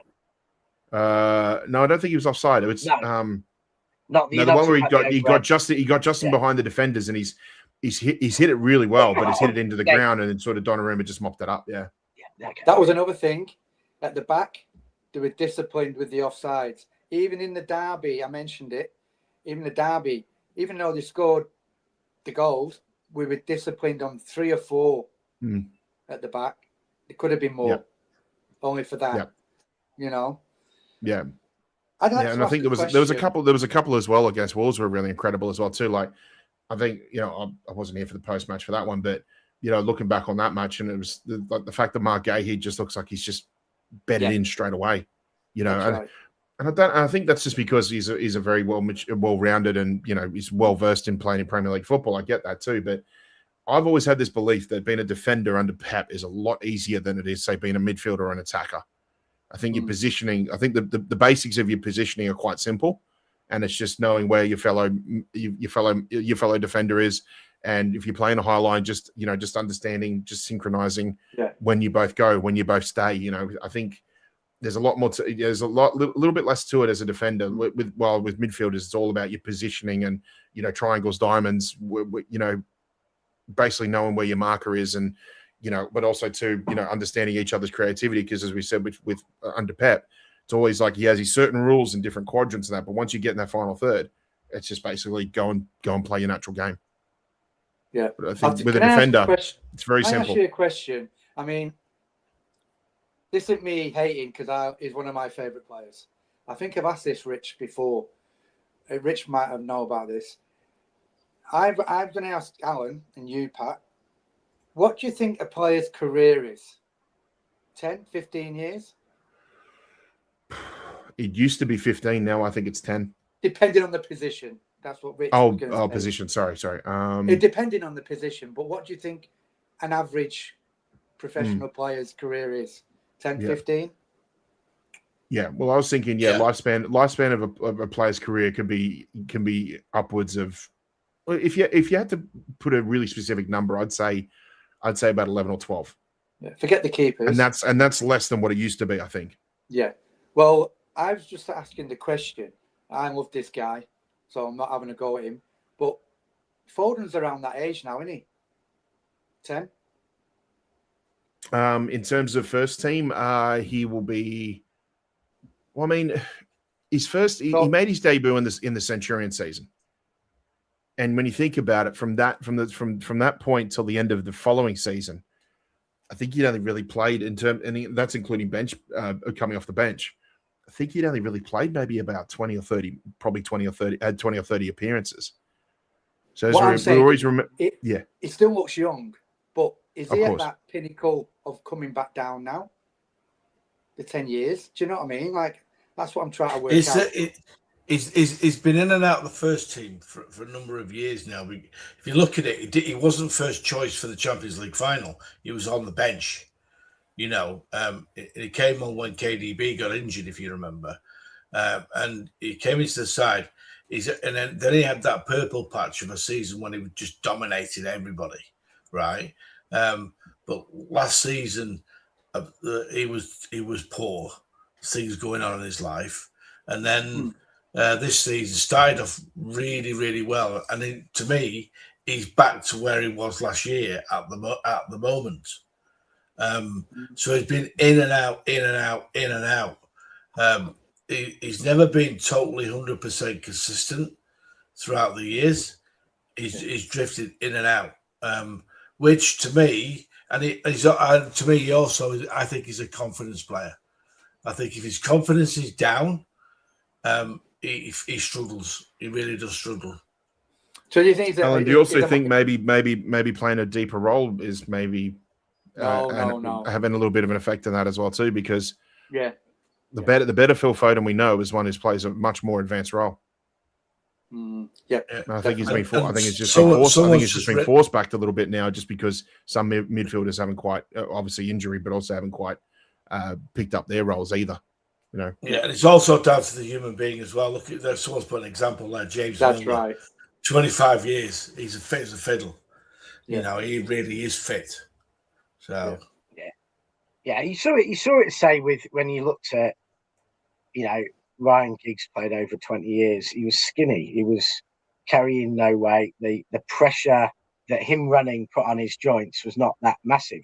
Whereas Wayne Rooney, you know, he started playing in the first team at the same age as Giggs, at both 17 or I think Rooney 16. Rooney was carrying 90 kilos. Every time he sprinted, every time he ran, he's putting, you know, the pressure on his joints is like double what a player like Giggs was. And so, you know, that's why I think Foden, I think Foden's got a 20-year career because he's light, he's sprightly. Yeah. I think Foden might not have had a proper break for a number of years. I think there's a lot of players. Volume, Martin, volume. Are you doing Foden when I appear? You're doing it on purpose? Yeah.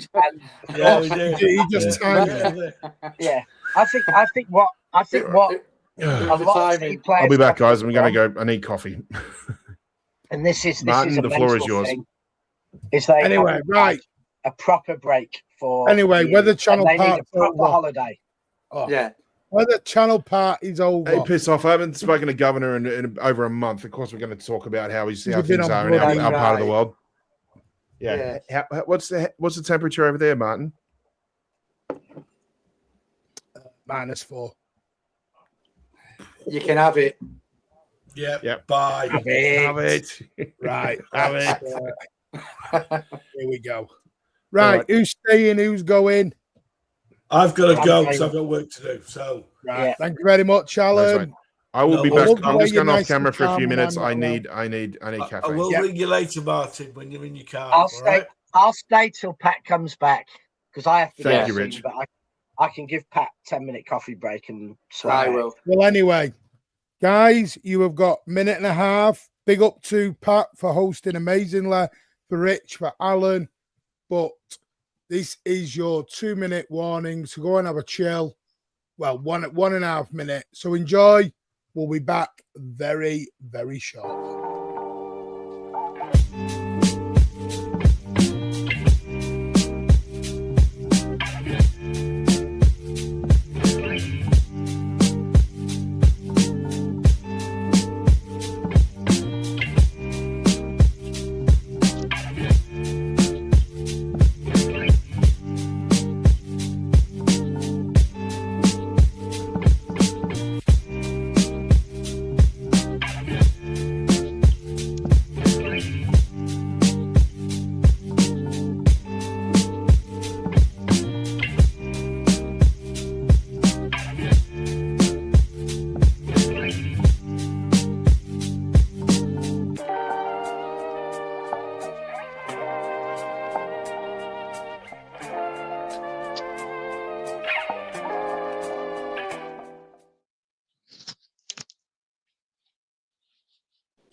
Good evening and welcome back to the Mancunian Way. My name is Mike. I'm your host. Everyone's gone off screen. Always good. Big up, Briggsy. Big up to everyone. Hope you've enjoyed the first part of your Thursday night chat. It's now time to get late night. So, big up all. There may be drama. There is a Martin Rants coming up.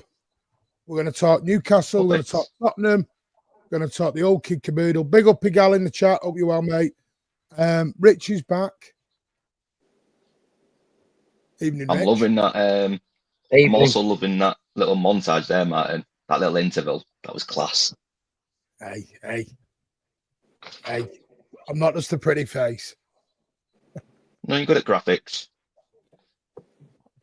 Anyway, right, let's get rolling. It's time for the Happy Clapper show. I like it, formidable. You know the drill, mate. Happy Clapper time.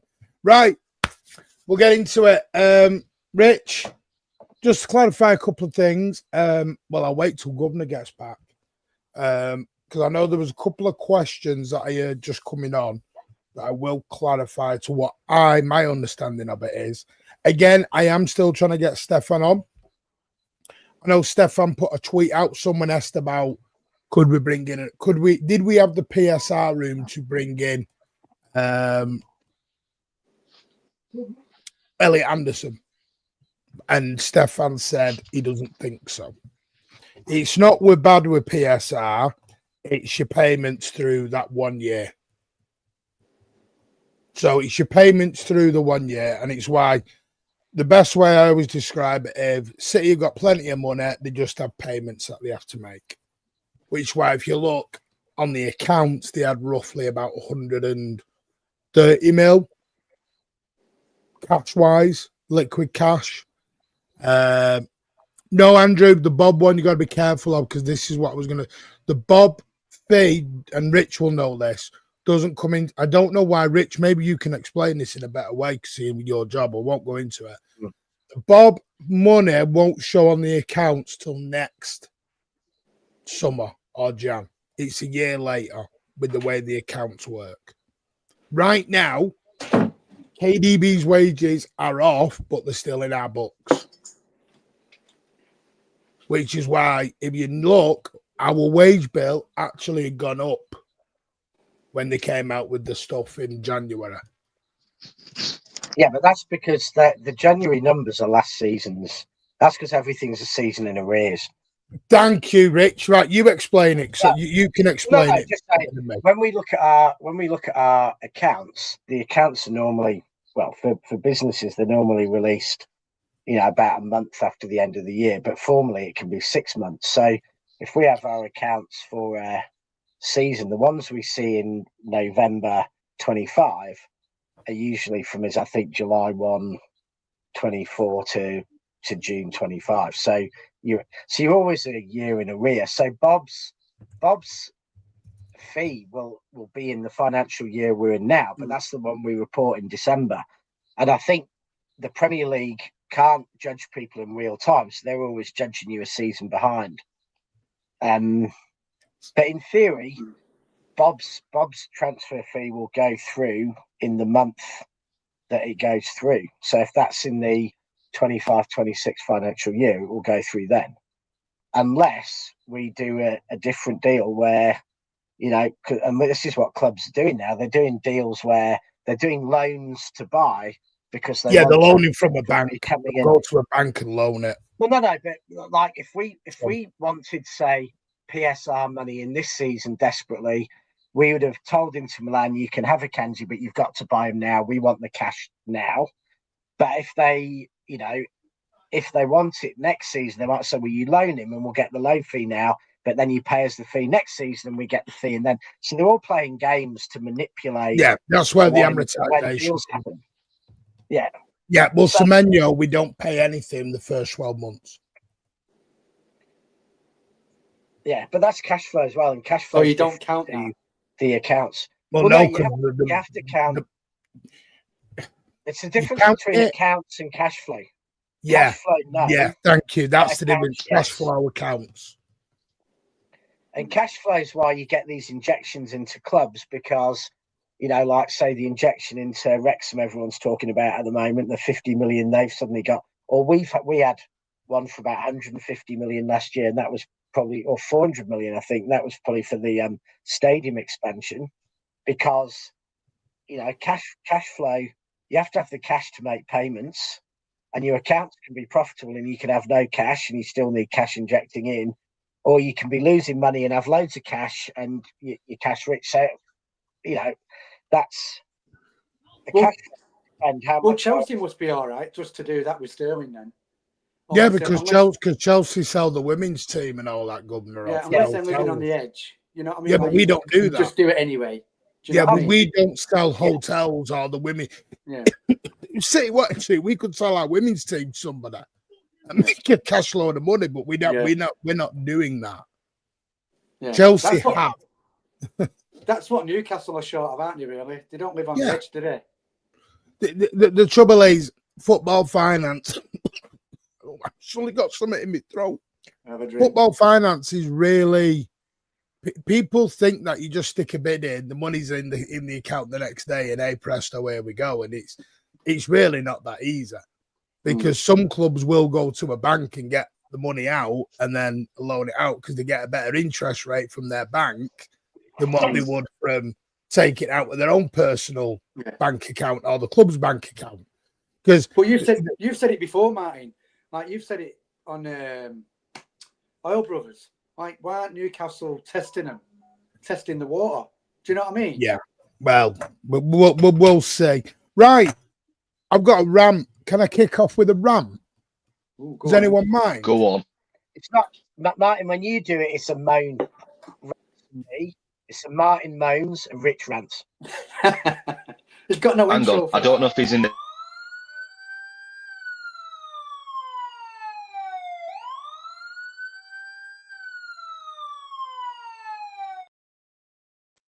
That's just imagine that's me and that says Martin rants. Right. What's going on with these graphics? Get it sorted, Martin. Seriously.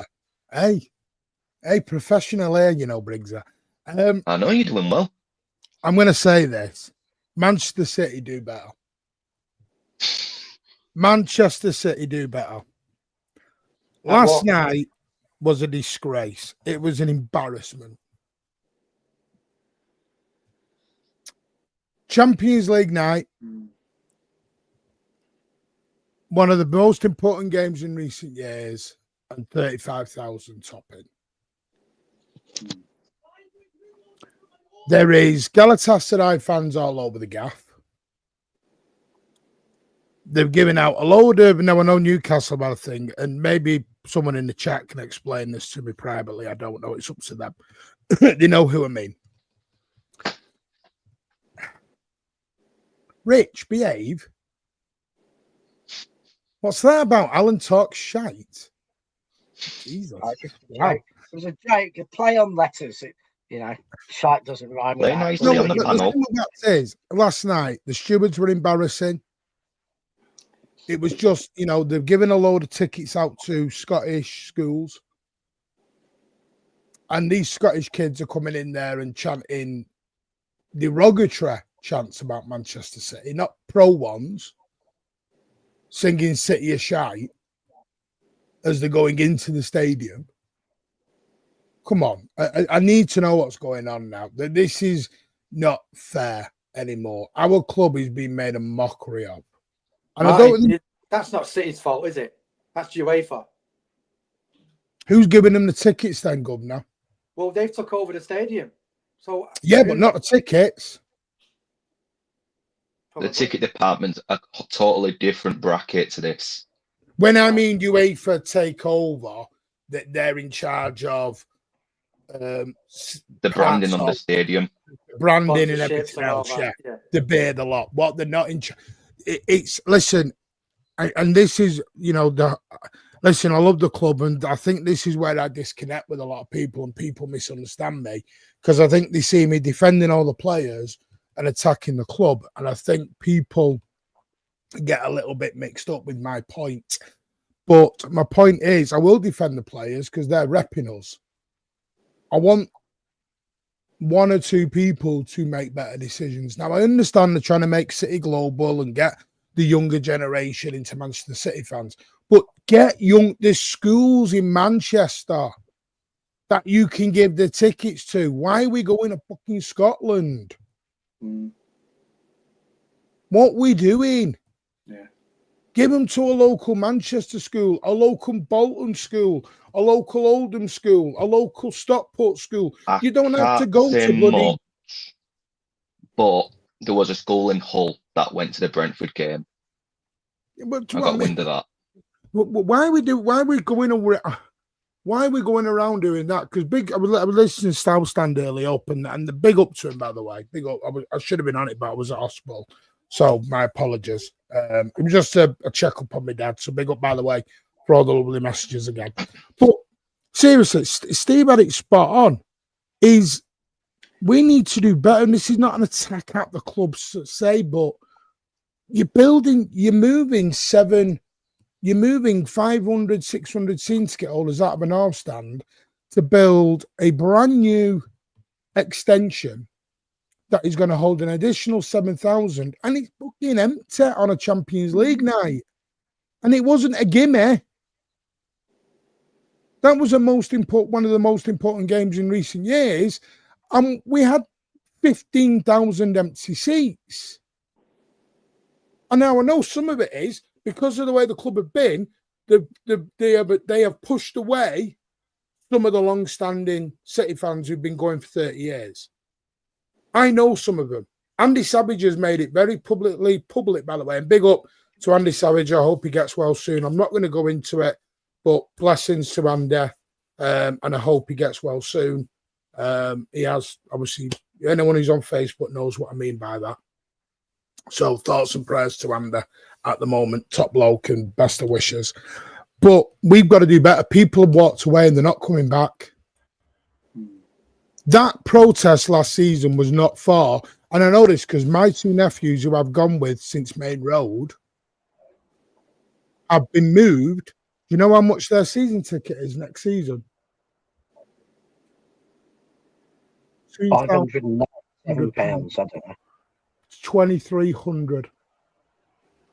A guy in the row in front is paying 500 quid. The only difference is he's not getting a cushioned chair and a program and a free drink. And he's just a row. No, it's so many rows, and then if you're a row behind, you're having to go to the 2,300. Yes. And it's going to be called the City Hall, City Kitchen, whatever it's going to be called. That is a season ticket for everything, by the way. Home games, London games. That's cup games, home games, the old caboodle.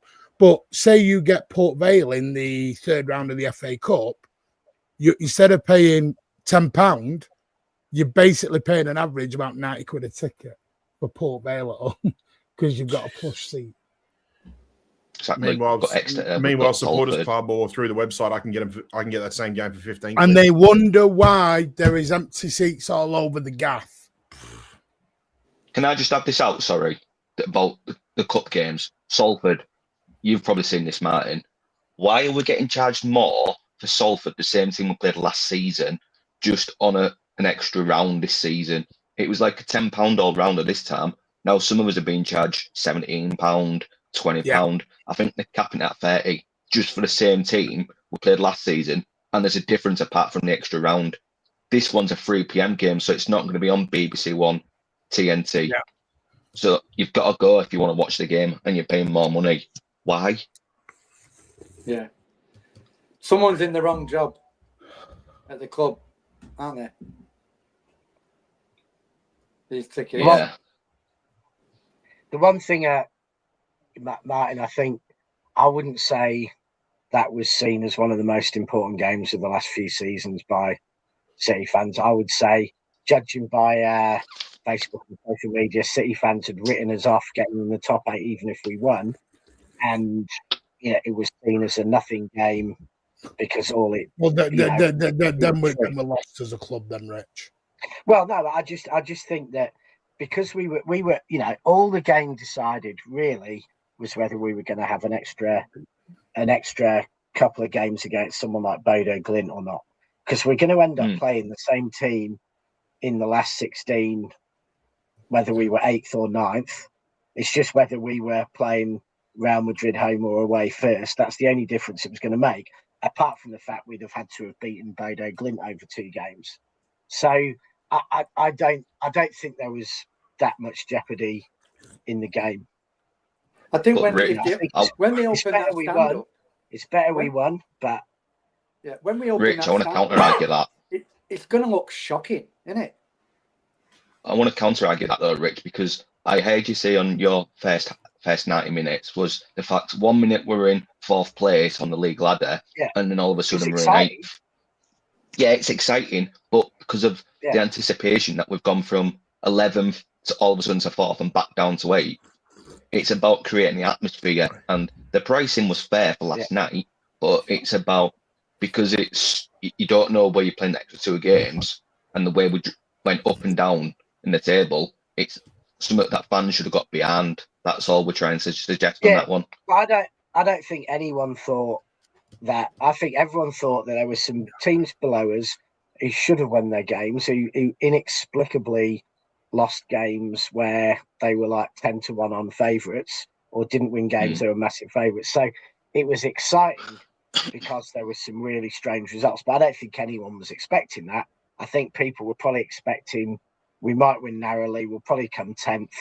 No one thought Real Madrid were going to go and lose to Benfica, or Atletico were going to lose at home to Bodo Glimt, or things like that. So I think in a way, beforehand, the game was a bit of a dead rubber, where we were probably going to finish, unless we won 6-0, we were probably going to finish 9th or 10th. And if you finish 8th or 9th, you're going to end up playing the other team who finishes 8th or 9th in a month's time anyway. It was just whether we had to go and beat Marseille or Bodo Glimt or Bruges or whoever it was beforehand. But I think that for us, that was a bit of a problem. I don't think people felt there was as much jeopardy as there was. As it was, it ended up being exciting because of that mad 5 minutes at Benfica, and because we went 4th and then just dropped down. Yeah, but Rich, sorry to jump in. I know you're making a very good point, but Dave, look at David Mackay. 6,500 are still available for next Wednesday. Is it a money issue? Well. Is this a money issue, or are they doing something? Is the club? I don't know. This is why no one can understand, because we're talking about getting atmospheres going. 1894 are trying to do the bit, but they're getting roadblocked. I know they're trying to get a fan rep onto it, because I'm in a group with all this, with the extension. And the worry thing is Rich, if you're going to make the North stand behind the goal corporate, you know that first 15 minutes in the second half, nobody comes out. Everyone's still having the drinks, finishing the food, etc., etc. Yep. How embarrassing is that going to look on TV? Yeah. Yeah, no, Martin, I think they should be doing, as you said, Manchester schools, or they should be saying, a parent buys a ticket, you get 2 kids for free. We should be doing stuff like that to encourage people in, because I think the sad reality of it is it's partly expensive. I think it's partly complacency. We've won, 20 trophies in the last few years, and you think back to, I think back to the mid-90s when we got 2 quarterfinals and we went out to Palace and Tottenham, and a quarterfinal of a trophy was like the biggest thing ever. People fighting for tickets. You're building your whole day around, your whole weekend around watching City in a quarterfinal. But the sad reality is now we've played more quarterfinals than I've had at hot dinners. A final is something we expect is going to happen 2 or 3 times every season. And I just think the level of excitement and motivation for the average City fan for a knockout Champions League game, or even for a Carabao Cup semi-final, is 20% of what it used to be. I think people do pick their games. Go on. I've got a question for you all in a minute. I want you to answer it as honest as you can. Yeah, I think people do pick their games now. Like, for years, any cup matches and that, they'd be sold out. You couldn't get a ticket. But I think they do pick pick their games. It was our only hope. It was our only hope, realistically, in years gone by, was a cup run. Yep. And that was a domestic cup run because we weren't in European football. And you know, the sad thing is, I don't know how many years we've been in the Champions League. Is it what, 15? It's something mad now, like 16, 17 consecutive seasons. 14, and I think 14 or 15. Yeah, and think how exciting get European. You know, TNS Solutions was exciting. You know, 20 years ago, it was like they're not TNS, even called that brilliant. anymore. We're in Europe. Yeah, we're in Europe. Fantastic. It was mad. You know, but now, sadly, we're just complacent. We're used to it. It's like, well, this is my question to everyone: have we grown too quick in a short period of time? What I was just going to say, though, before we can kick off with that, Martin, if that's okay, I was just going to say, it's like if we get Real Madrid in the round of 16, which is probably the likely outcome with UEFA, people won't want to go to Real Madrid because we're playing Madrid year after year now. It's like becoming a chore. And like, I've been to the Bernabeu 3 times. Going to the Bernabeu the first time, I was buzzing. But now I'm just like, it's Madrid, it's Plaza Mayor, it's Bernabeu, pass. Because the novelties ran out. And when you're on about for TV, right, Rich, and we're going to have these empty seats, most season ticket holders, they'll go, but then there'll be some that'll be like, I can't be asked with Real Madrid again. And when you look at it from a TV perspective, it's going to look very empty. And then when Martin's on about the extended north stand, if they're not going to fill the ground potentially for Real Madrid, because after season ticket holders on the cup scheme won't want to commit because of Madrid, then how's that going to look from the TV angle? Yeah. No, I mean, you bang on. I saw a thing the other day that United have played Real Madrid fewer times since they first played them in 1956 than we have since 2019. We played them more in 6 seasons than United have in their entire history, and that, you know, that just shows just a ridiculous amount of times we play Real Madrid. And we all know it's not going to be Inter Milan or Bodo or Benfica. We all know it's going to be Real Madrid in the last UEFA 16. It's just. And we've already played them. But the novelty's worn off as well. Yeah. Does Real Madrid appeal to anyone? You said earlier, Rich, I don't think this new system is great. Because here's one for you. Liverpool finished first last season and they got PSG. Yeah, but PSG were scraped in on the last week. I know, Rich, but not really, though, is it? Do you know what it is, man? No, do you know what it is? Do you know what it is? It's UEFA trying to create more marquee matchups in the group stages rather than just relying wholly on the knockout stages for it to occur. Yeah, they're trying to bring the prime time into earlier in the season. Yeah, this is the Super That's League. what they're trying to do. Yeah, this is the Super League, and that's what they wanted to do because the old system wouldn't allow it. You couldn't put the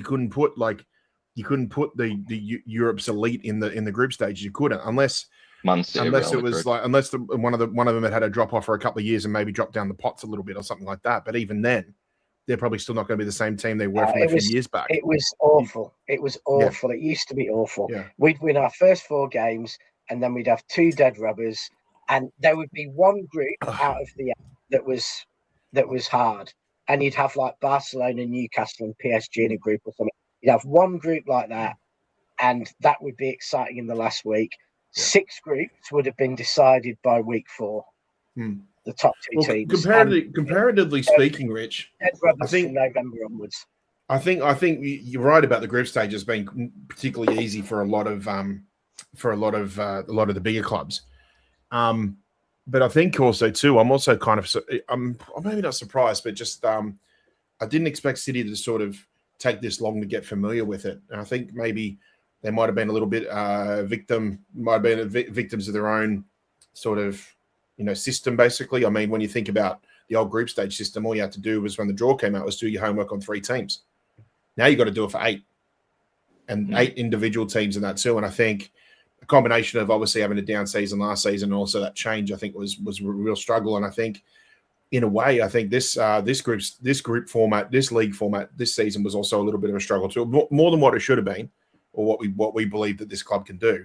But it's also proof that not every established team in the Champions League is necessarily getting getting used to it either. I mean, look at Real Madrid. Is this Real Madrid's second season now where they haven't finished inside the top 8? See, it's also we've gone full circle because 12-13, when we was like one of the lower pots, we played Real Madrid away at the Bernabeu, and now here we are again. We've played them in the new league phase because obviously you get 2 teams from each pot. That wouldn't have happened now if the group stage was still in place because we're both pot 1 now, but we've gone full circle. Exactly. This is sad, by the way. By the way, Ed is here. Good evening, Ed. Hope you're well. Yeah, coming into the end. Oh, he's not here. Right, BB, I've had my season ticket for over 20 years and it's coming to an end. And he's not the only one. It's sad. No, big up. Oh, he's here. Hello. Yeah, I'm here. Well, not big up that, but big up everyone. No, but I'm going to ask this. A genuine question. Have we grown too quick in a short period of time? And I'm not saying the success is bad. I'm not. I'm saying, have we tried to catch up in such a short space instead of doing it in a more... I'm talking more off the field than on the field, by the way. Yeah. You've built the infrastructure before the population's moved in. Did we have everything in place before we we tried to do everything in one go. And I know everyone's going to think 10 years in football is not a long time. I know it seems it, but it's not. And I know we have, I get that formidable. We have got one of the most ambitious owners around. I get it. But are we trying to run, or could they have maybe involved the fans more? Could they have done this in a better way? I just think that they're trying to maybe look forward. Go on, Ed. I just think maybe they're trying to do things before things kick off, and maybe they're trying to be forward thinking about it and just have everything in place, and it gradually grows that way. Because at the same time, and we talked about this before, they're still going to be hosting events at their arena too that they're also thinking about. That will also bring in a lot of revenue and generate a lot of revenue while the fan base also grows. And plus hosting these events, you're also having more people at the place, and it's also generating maybe more fans that way as well. So maybe they're trying to think ahead of time before saying, all right, now it's over capacity. Let's now, and now you're kind of behind in that way. So maybe just we don't want to do a Spurs though, Ed. Do we? We don't want to do a Spurs, really. But I don't think sounds like they already are with these $2,300 bloody season tickets. I don't think you're going to be hosting concerts, but you might have, like we're talking about the Euros, right? Sorry, Ed, we do host concerts, yeah. I thought that was at the corporate arena. We've got the weekend. We've got Take That coming as well. Take That and the weekend are coming in. Oh, God. Oh, and you might also have some football matches. So I think they're also thinking, American football matches. So they're thinking about that. It's off. That's in removed. That's in removed. No, we're not doing that. That's a huge money. That's a lot of money. We go to an NFL game. That's a lot of money there. Maybe. I haven't got a spare 7 hours. I know people are shaking their head, but every time it's I closer see to 5, but yeah, you're exaggerating. Over in Europe, it's packed. Yeah. Yeah, no, I get it. Hey, the NFL's Ed, the NFL's coming to Australia next season too. Yeah. So yeah. I think they also have a deal with WWE. All that stuff is in play. If you've got American owners, they would be pushing that. Absolutely.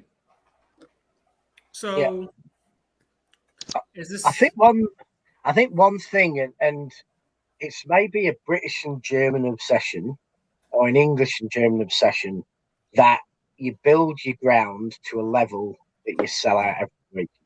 Madrid, as I understand it, have sold out one game this season. And even against City, they had like 3,000 empty seats.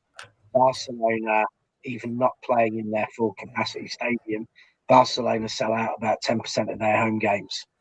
Juventus, Inter, AC Milan regularly have 15,000 to 20,000 empty seats in the stadium because it's the norm in football outside England and to a degree outside Germany, because Germany tends to sell out, that you build your stadium at a level that it's always full. In most countries and most businesses, you build your stadium to a level that's going to make you the most money over a season. And that means you're selling out 25% of your biggest games for expensive tickets, but you have empty seats. And the problem is, I suspect City are building things for sellouts against Arsenal, against Liverpool, against United, against Real Madrid, whatever. They're not building it to sell out against Salford or in the last game of the Champions League. And in England, that's a problem because generally in England, that's not the way things are done. So, and I think that then, gives people a stick to beat us with, and it, takes away from the games. I mean, we have it in Australia where they play rugby league teams, play their games in 80,000 stadia. And you go to a game and there might be a massive rugby league crowd of 30,000 and it feels dead because there's 50,000 seats in the stadium around you. Yep. And, and unfortunately, I suspect that's what City's strategy, City's money decisions have been based on. We sell it out for these games and we'll live with it not being sold out in these games. Now, that's where I'd like us to do something imaginative, a bit brave, and this is where I think it does involve schools. Get the bloody kids to Manchester. Any school within 20 miles. Mum or dad buys a ticket. You can take up to 3 kids free for a game where you're not selling out. Get the kids in there, because when they get in there and they love it, when they have an experience of actually what it's like to watch football live and stuff like that, we will attract future fans far more. And we should be doing that. We do a lot of good stuff in the community. We do a lot of good stuff in the area. Let's really bloody capitalise and just Rich, another thing you could also add to that, and I'm going to talk about your mortal enemies, Rich, and that's the example, the New York Yankees. They'll do a thing like on match days where they'll say like the first 10,000 in the ground will get like a free, like a free, like it's aimed at kids and families. Free drink or a free pie. Yeah, like a free drink or a free like little bobblehead of a favorite player or something like that, or like a special edition, just some special edition sort of merchandise or something like that. There's an incentive for the children as well too. Something that like anything from like a city key ring to like a even like a like just something special, some special edition version of something, signed by a player or something like that. Like, you just gotta do that though, Pat. But they do that, but I think it's more with the memberships. So like you pay £35 for a match day membership, and you get all the entitlements like player video calls with players. You get a match day membership pack, and you get like what's it called, like a flask. That's the word. Yeah. You get a match. But that still keeps people away from going in the ground, though, Harry. I was thinking like if it's something on the day, an on the day incentive, it might actually just bring a few more through. Yeah, I think it's a good idea. I think the revenue will be coming. I think the owners don't mind the revenue coming through the corporate sector, but they can't look at the stadium and think that's a good look when you see the empty seat, even though they're getting it the corporate side. It can't be a good look for them. I can't. You know what I mean? But this is where I will say where Ed came in earlier on with a very good point. I don't know why my son's screaming at his PS5. My apologies if you've heard that. 15-year-old, you know what I mean? My thing is, for it all, have they done the extension so they get a Champions League final? So, like you've seen, I think they did it for Euro. They've won the rights over, the Euros that are coming into England. Is it the Euros in whenever it is? Euro 2028. Yeah, it's been chosen. They have to have a certain attendance level, capacity. Capacity. You have that without it. 60K is the minimum. No, you had to be over 60K to get those. Yeah, you wait for 60K is the minimum, and that's for all levels of European competition. Remember 2008 as well. That could be a Conference League final. That could be a Europa League final, Champions League. It could be Euro. I was going to say though, Pat, we had 2008 UEFA Cup final then, but obviously Champions League, I think, need a bigger capacity. Am I wrong? True. I just wonder if maybe it's changed since then as well. Because I mean, since then, most Europa League finals have been in big stadiums. Didn't a stadium have to be at over 40,000 even for a World Cup game? Yeah, they changed it to 60 now. Did they? Oh. That's why they've gone up. Is exactly what Ed said. Now, I got told something a long time ago, and I will name them. I don't mind. They've named it on their own podcast now. Ian Cheeseman talked about this about 2 years ago. I had a chat with him privately about it. And he said at the time, during the pandemic, Omar Barada was over the moon because they made more money with no fans than they did in it. Because of all the advertising they could do, everything over the seats, streaming, no cost for police, no cost for the networks, the broadcast networks are throwing blank checks at Premier League to try and get all the viewing. Yeah. Well, here's the other thing people forget sometimes: the catering companies, the stewards outside are third-party companies that they pay to come in. Yes, they are. They're not. People think they're hired by. We have that in Hull as well. Yeah, the third-party companies. Football, they're not going to hire their own. They just bring a company in and say, "Right, you do it." Because they haven't got the time to do all that. That's the problem. Yeah. Have you heard about? It's I think it's called COSM. It's COSM. Have you heard about that?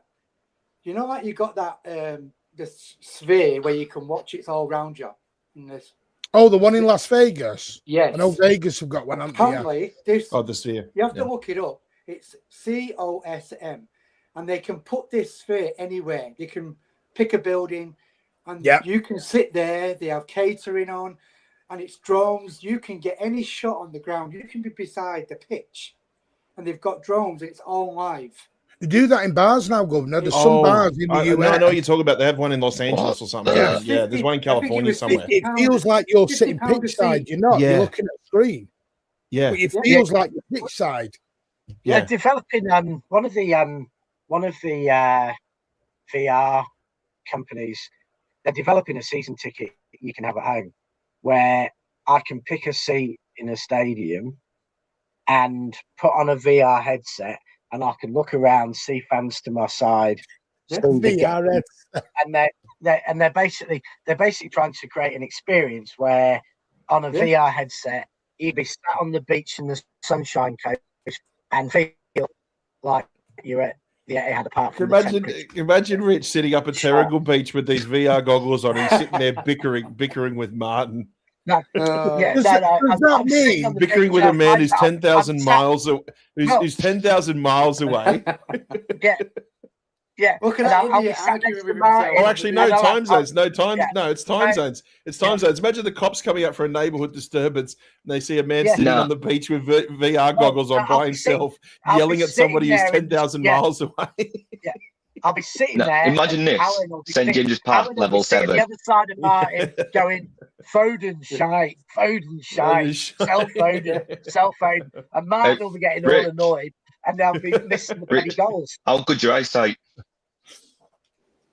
Not bad. How good your eyesight, Rich? Because imagine if you had a season ticket from level 7 at the top tier in Newcastle, you'd be looking down at little dot-to-dot books. Yeah, they've been selling away. I reckon the top level of that North Stand's just going to be another St James's Park. Anyway, I have to go now. I have to say good night, everyone. Take care. Big up, Rich. Thank you, mate. I'll see you soon. Thank you, mate. No, exactly. There is no blue wall formidable. There is no blue wall. The blue wall was bullshit. Yeah, it was blue wonder wall. There was no blue wall. Yeah. No, it's just fuck all. Right. Let's. Here's my question. Sorry. It's scary. Sorry. Yeah, I want to know. Right. This is all well and good about the ticketing, but Galatasaray fans all dotted around the stadium, and we mentioned about getting local kids involved at local schools. It's funny how you go on Viagogo and you've got tickets left, right, and centre, and was putting all these restrictions in. I know the Galatasaray fans weren't that much problem apart from the third tier, but how are they getting into the home end when there's all these restrictions? Yeah. Well, if it's anything relatable to when I've just gone and just randomly seen games when I'm in Europe, Viagogo isn't that difficult to get tickets from. You know, you just have to go through the process of obviously, you know, if the person selling, the selling person is willing to give you the ticket, which obviously they are because it's on the market, and then just just agreeing to pay the payment and obviously the extortionate amount that Viagogo charges on top. So once that's done, that ticket is basically yours. So it's not a case of, you know, anybody trying to make it, like the club trying to make it airtight. It's just the fact that if we're going to do business with a team, with a company like Viagogo, then you've got to expect that these tickets are going to become active on the market. How are they getting sold, Pat? Because according to Manchester City, I can't sell these tickets on. Yeah, I reckon. If I sell them on, Pat. Yeah. By the way, City are doing this, so be careful, people. Yeah. And I know people from the club watch this, so you know, you want to email us, we'll have a chat and a meeting. You want to come on the show and have a chat about it, you are more than welcome. It will be a good debate. We love the club. We just want to get a dialogue going. We've always kept saying this, dialogue. But the simple fact of this is, if you, I'm trying to word it in the correct way. What about postcode restrictions? No, I'm trying to word it in the correct way. Carry on, man. I think what you're saying, I think it's one of two options. The first one is either the club is using some form of bots to basically sell on these tickets for an extortionate price or for a overinflated price, or there's people out there who have accounts on Viagogo who will basically go into the open market, you know, like a Citizen Matchday membership, you know, 35 quid a year, and basically just go and load up as many tickets as they can, you know, as soon as the tickets become available, and then when it gets closer to match day, they'll then sell it on I'll put it in this way. For a bloated, an upgraded people price. From the club are watching your social medias. So if I went onto Twitter and I said, I can't make the match, I'm going to sell it for face value, the club can click on, see where my name is, they've got everything else, and they will cancel my ticket. And that has actually happened this season. There are people like on Facebook. There are people like Daz Clark who are on Facebook who do sites. Not a thing. I will name him because the people at the club know who he is. Top guy, doesn't earn a bean, just wants to get people to the game. Well, the ticket people should be watching this, Martin. It's what the club want to do is stick it on the ticket exchange, sell a £30 ticket for £60, and they make 30 quid out the back door. Sell it for the 30 quid, £30. Which is what the Facebook group, the exchange one, the one that everybody uses. That's the golden rule. There is you sell it for face value. Yeah.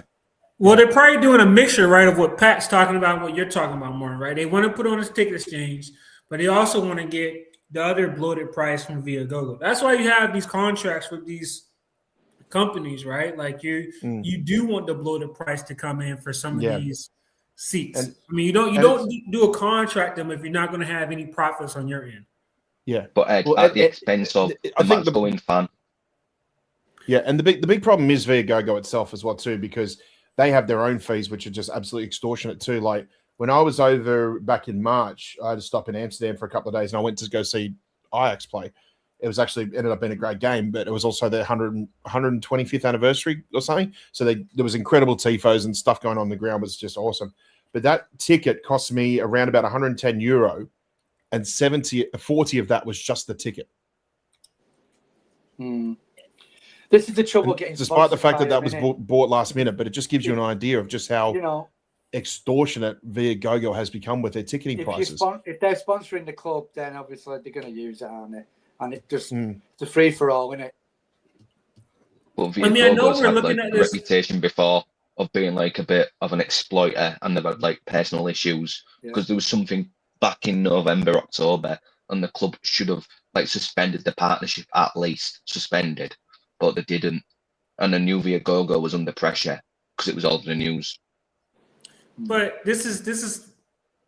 I know we sometimes get as fans caught up with this stuff, but at the same time, we kind of lose track that the club is and operates as a business side of things too, right? And it's probably not the nicest thing to say out loud, but when it comes to making money, the club doesn't have a connection with all the fans out there. They don't know them personally. They don't know their backstories.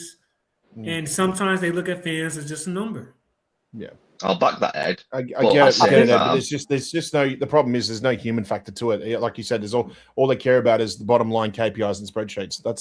That's all it is. Yeah, I think what season tickets just wanted to be is it just wanted to be people like Martin. Yeah, people wanted to be more human. Yeah, yeah. I was just going to say that. Sorry, mate. Yeah, sorry, Pat. I was just going to say it's people like Martin.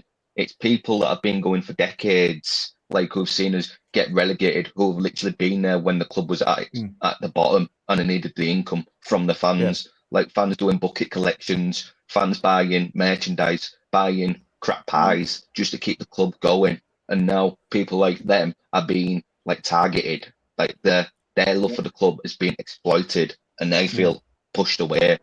That's the problem, Ed. It might be a business, but to people who've been there from day one, like older than me and you, they don't have that business side. They have the love, the loyalty.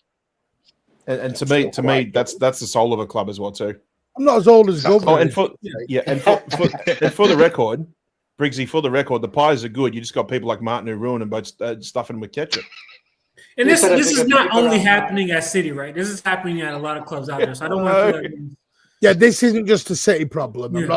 This is a football problem. We're still talking about the pies. Ed, I'm going to change that. Premier League problem.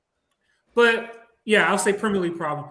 But Martin, and I'm sure other people have stories where the club didn't have a second thought about moving people when they wanted to put a corporate area in. The club didn't think twice. The club didn't bring in fans and see what they thought about it. They might make it exceed. They did. They just didn't tell us the full truth. What we got told was, this is how it's going to be. Have a vote on it. And then it's like, as you always say, things can change. Too big. When you get in the small print of anything and they always say TBC, or things can change due to, when they put that small print in. Yeah. That's basically what they've done. But where they went wrong was the way they did it. But listen, right, we're going to move on to the football. Right. I've labelled it most important week in City's thing because I said subject to change. Thank you, Andrew. 3 competitions. And this goes into what Rich was talking about earlier. I was listening on the way back, and I think it's a very interesting point. I was listening from my sins. I'm sorry. I was listening to AFTV yesterday. No. Jeez. I know I was. But there was quite a sensible fan on that. It was like, don't know what the moaning's about. We're top of the Champions League. We're top of the Premier League. 4 points. So you weren't watching AFTV? No, that's why I said there was one normal. That's why I said that's why you weren't watching it. Yeah. It was passing through. I like that. I'm going to start using that. Passing. Hey, wait till you get next. Wait till you see the predictions in a bit. Alan's prediction is going to shock you all. It means we're losing, but it's going to shock you all. But here's my thing. He said we're in the semi-final of the League Cup, virtually in a final, and we're in the 4th round of the FA Cup. And I went, you know what? We're second in the league, 4 points off Arsenal. We're virtually in the final of the Carabao Cup. We're in the last 16 of the Champions League. We're in the 4th round of the FA Cup, probably going to reach the 5th round. No disrespect to Salford. And we're pissing and moaning like we're in disaster zone. And Arsenal fans are singing like they're in the greatest thing of their life. Have I missed something somewhere? Has something gone wrong? They're desperate for a trophy, Martin. Has something gone wrong, though? Martin, I can tell you this right now, right? I've seen a lot of, I watch different club shows, right? And they're like, we can handle this haram football because we haven't won in 20 years. We want to do anything possible, set piece, pay referees to get it over the line by any possible way. If it takes Arteta and we're sleeping in the chairs for us to get a league, we'll do it. So that's at the point they are. They're at pure desperation. All right. And I can tell you right now, if they don't win it, they're going to try to have Arteta's head because they are tired of this dross that they see on the pitch. Yeah. I think if Arteta goes trophyless this season, I think the politics of Arsenal and especially now with that Berta coming from Atletico, that new operations manager, whatever, he seems like he's someone who wants to battle against Arteta in terms of Pat, they want to give him a new deal. And I think Berta will sway. Berta might sway the board. But what do you mean by that, Neil? What's our expectations? This is my point. What is the expectations? Both after the same thing. I'm not going to say much, but they know who they are. They've always labelled Arteta as a project manager and that he's not up to the job on taking them to the next level. So maybe Pat's right. They might dismiss him if he goes trophyless, and that'll do a certain fan. They'll be happy about that. How long did he wait, though, Harry? I mean, how long did the wait, Gov? Let me think. I'd give him another 10 as far years. as I know, it'll keep going because Arteta, in terms of all the managers in world football, Arteta must have the best PR team behind him. To go this long without a trophy and yet still be so secure in your job, you obviously got to have a hell of a PR team behind you. I mean, there's a possibility that we could play him 3 times, isn't he? In these cups and that. Champions League. Well, yes. I'm just going to for the Champions League. No, we could play him 5 times. We could play him 5. For the Champions League running, I've seen. We are basically got the run. This is our run potentially. Probably going to be Real Madrid, Arsenal, or Barcelona. Is it Bayern? Don't rule out the other knockout teams. So Bodo, Glen, Benfica, and Inter, and then whoever you get in the final. Yeah, this is our road to the final is huge. I do think we're in the final of the Carabao Cup. And listen, I thank you. I want the Carabao Cup.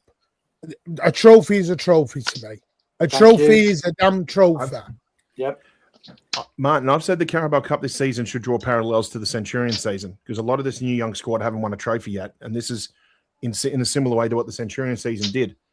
That was their first trophy they won, and they went on with it after that. That's where I disagree, Formidable. Slightly. It's your opinion, it's fine. I disagree because they've got a money incentive behind it.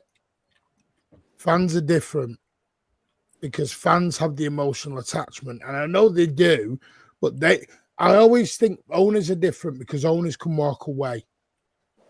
We can't.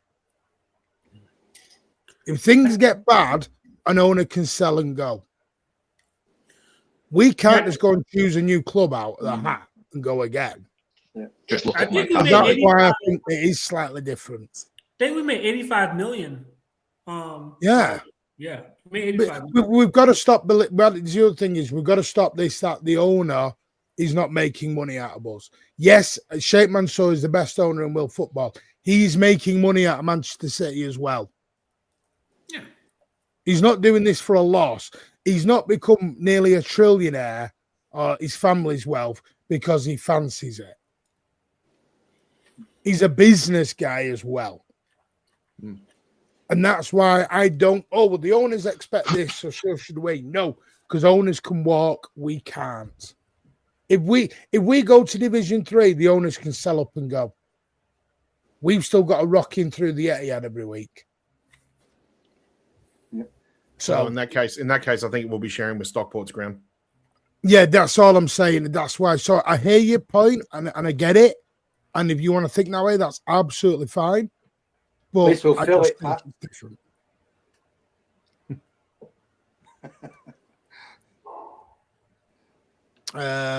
So yeah, for me, it's the most important week. We've done the last 16. We've now got to go to Spurs and get the win. I don't want to wear a draw will do, a point will do.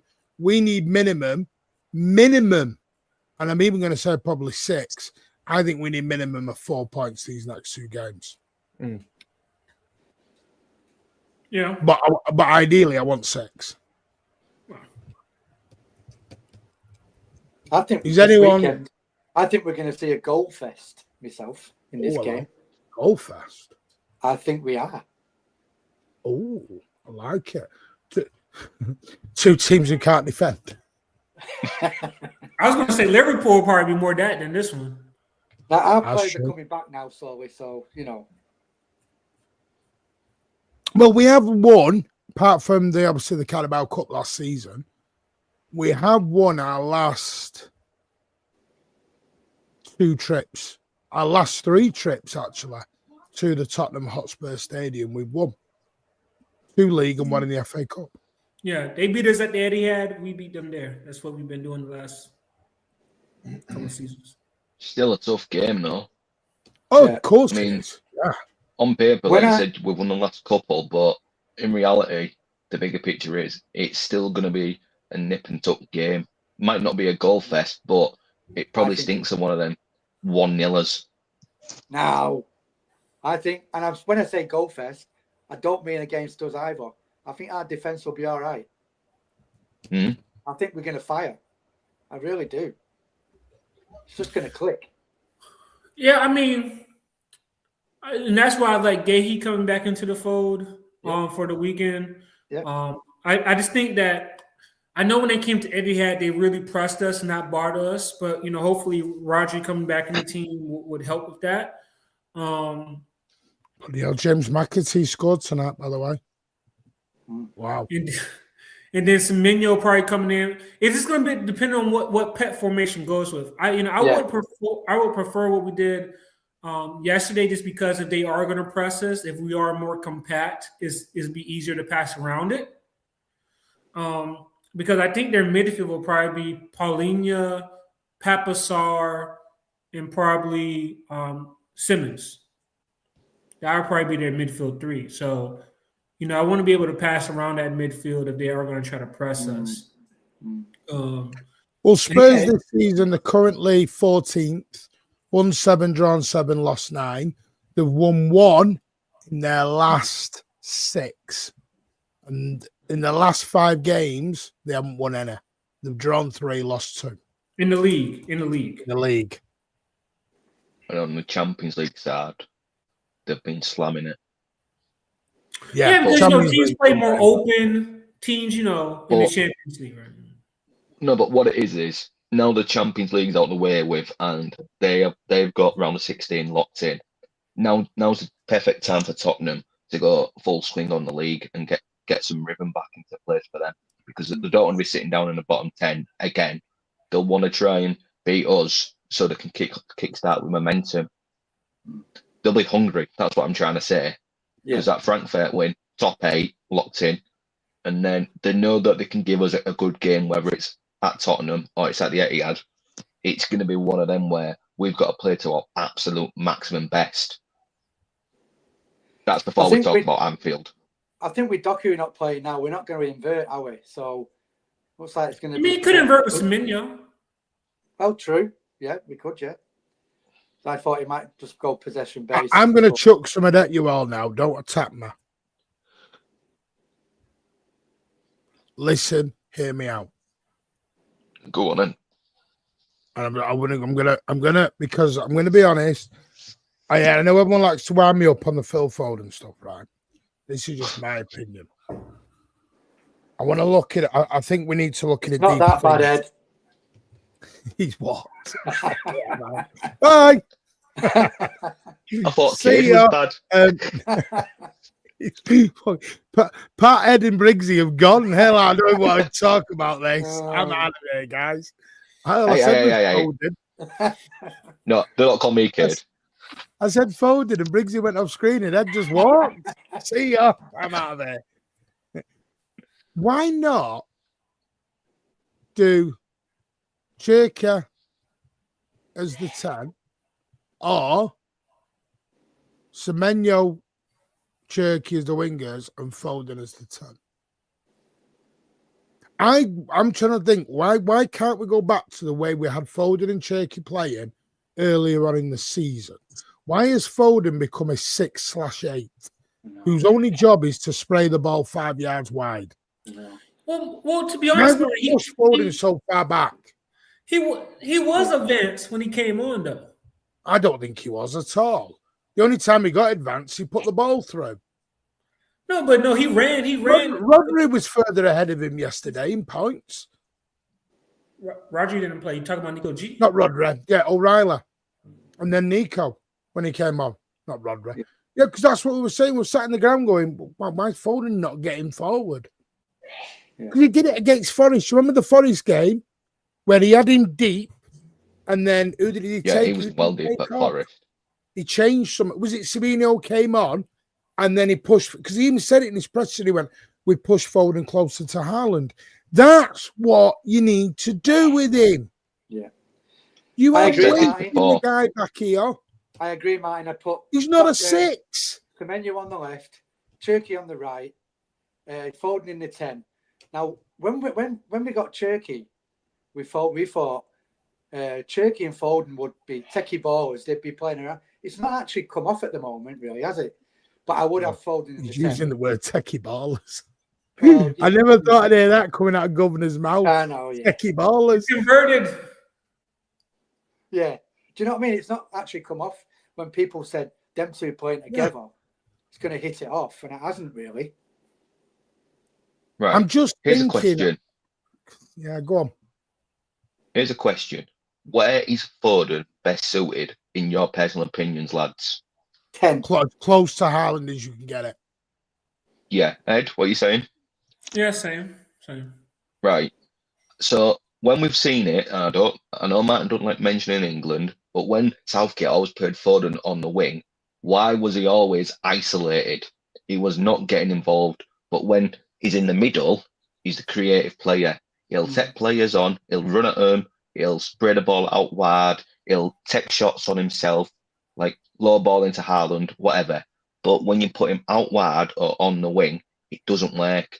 And when we've seen, if anyone can remember that Cherky, when he played for Lyon against United, and he was on the wing, cutting inside, that's where Cherky felt comfortable. So if you go with what Martin said there, Foden as your 10, and you give him the keys to do whatever he wants in roaming, and let Cherky be the inverted winger, you'll see results. Yep. Bang on.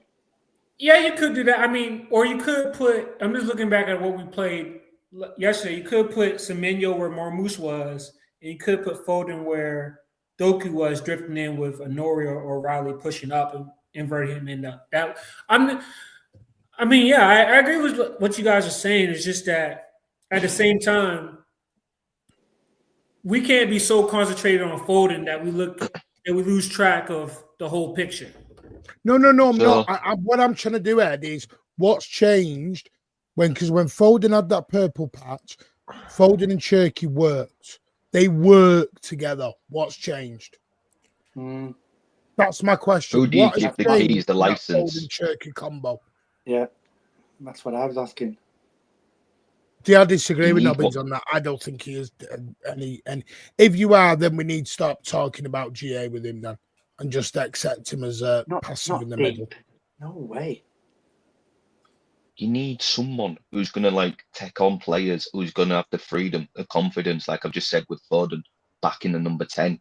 Because, yeah, he can frustrate you out of life or death, but at the same time, imagine, I'm not going to compare him to Kevin De Bruyne because that's a bit excessive, but he can still produce moments of quality when the game's dry. Now, we could have this argument, Cherky's the same, but I don't think Cherky's as suited as Foden in the way he runs, the way he plays the ball. Cherky's more like the inverted winger, cuts in on the inside. So if we're going to do that to Foden, do you give Cherky the keys to roam about the whole pitch when he wants and how he wants? The reason I'm doing this, number 10. The reason I'm doing this, Ed, is I'm trying to get, instead of just doing the Foden this, to Cherky that, the Mamouche this, I want to go into a proper, let's talk analytics, let's talk tactics with it. I'm trying to get some deeper thinking going instead of just going Foden shit, Mamouche shit, Doku shit. No, I mean, there's no constructive. I think also what happened was that's when we caught injuries, and maybe Pep thought he needed to play deeper. Could it be that? To keep the ball, to handle transitions, to just have more people occupying the midfield area. Now that we have Rodri and Nico G both back, will he change it? Right? I think Foden's a moments player now. He's a moment. Do you know what I mean? Still our second like what I top said goal 2 minutes scorer, ago. though. That's the amazing thing. It's the but I think- second top goal scorer still. I see what Governor's saying because I just said it a minute ago. He could produce a moment of quality when the game's dead. Yeah. No, Doku's out for the about bench, right? a week or two, I think. It's not too long, but saying that, we didn't think Nico G was going to be out for as long as he was out. His confidence is on the floor. That's the big problem. Once you give him like an hug around the arm and say, look, everything's going to be all right. And once he gets a couple of goals under his belt properly, let's say back-to-back games, he'll find confidence to like be the main guy again. Thank you, Lee. He's shit. I think if they don't play him in that 10 role, his confidence is not going to be good. I think he's got to be in that position. But Lee Johnson makes this point, and this is where we were at that time. Cherky was the right winger. Foden was the more advanced guy. Cherky's down to 10, and Foden's dropped to the 8. He's not even on the wing. He's just pushed Foden 20 yards back. And then you've got the Mamouche. Now, I'm not saying Foden deserves to play. Foden has not played well. He hasn't. But we've got to stop this idea. Foden is not going to be benched forever, guys. No. He's going to come back. He's still an integral. So we have to find a role for him. Yeah. We're not selling him. We're not ditching him. The club love him. So we have to get him in somehow.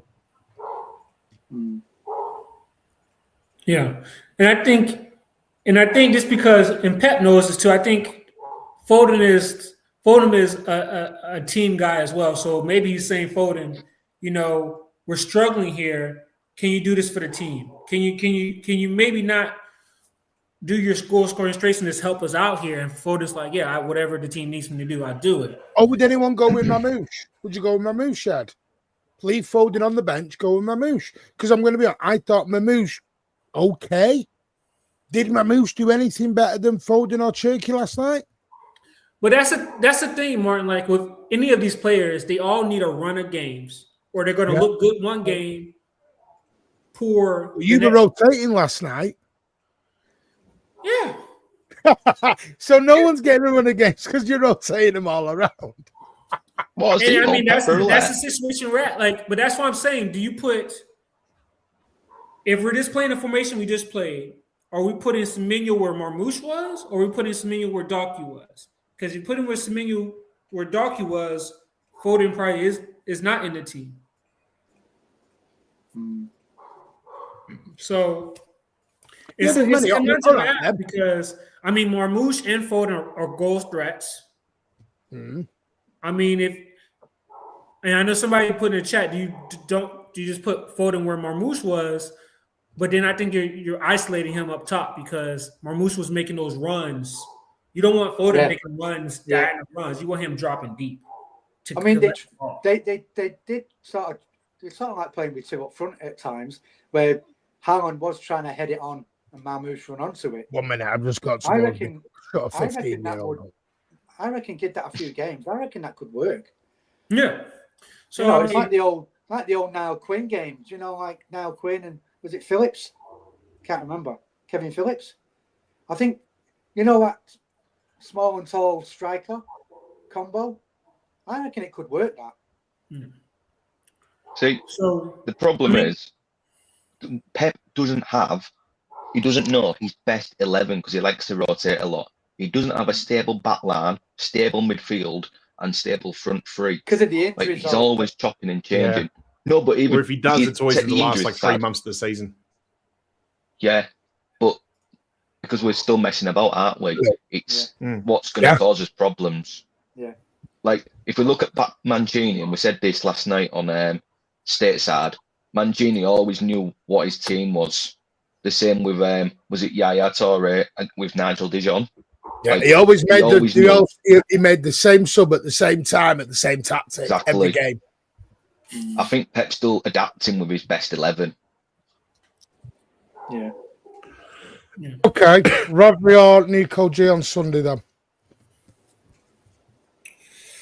I would say Rodri just because I want his passing ability with the press of Paulinho and Papasar.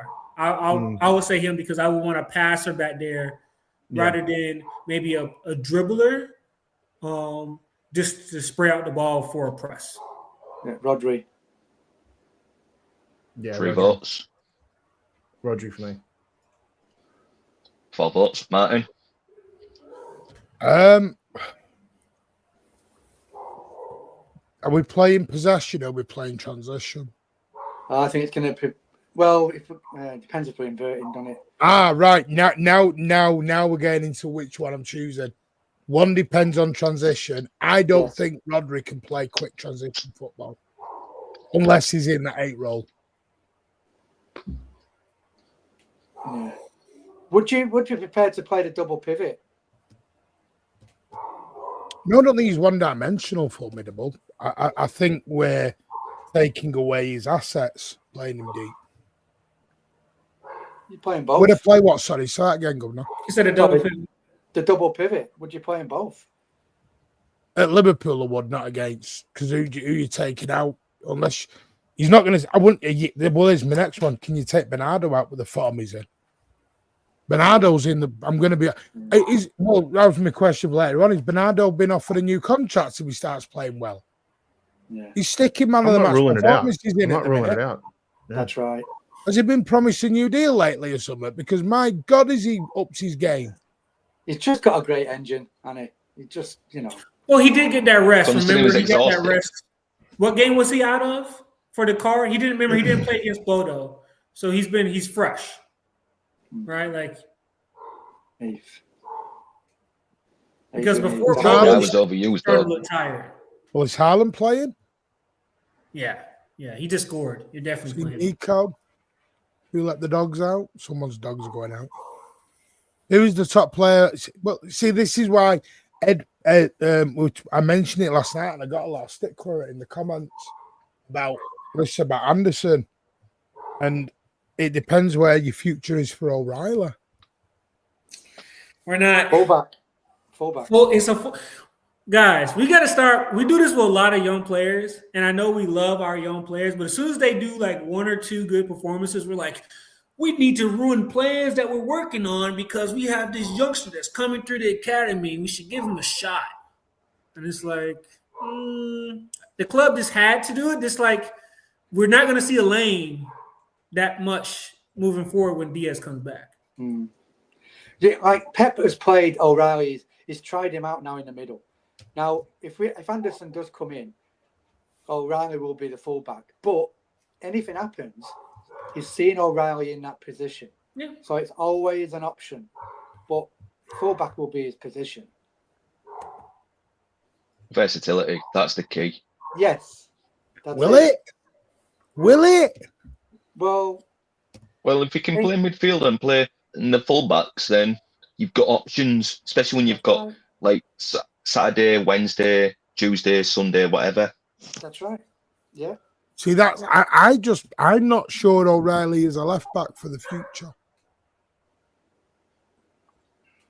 Because I think the game's right, and his performances in midfield so far are proving it. Not only that, and the other thing is, and this is just my opinion before anyone kills me. My opinion. Please listen. Just my opinion. I'm not policing anything here, by the way. just letting you all know. Read the comments from last night's show. You'll know what I mean by that. The simple fact, O'Reilly has done well, but if Mark Gay's come into play, he's not coming sit on a bench. Diaz, he's not going anywhere. I don't know where. I love the way everyone's ditched Diaz all of a sudden. Diaz is 29, 28. He's not going anywhere. And Pepe's not just benching him for the rest of his footballing career. I can see Gavardio moving to left back, Gay, Diaz, and then another on the right. Yeah, but if Eight Nora is playing well, Martin, you're not going to do that, are you? That's where I'm saying O'Reilly then moves into the midfield and your 2 fullbacks become Gavardio and Eight Nora. All right, different question.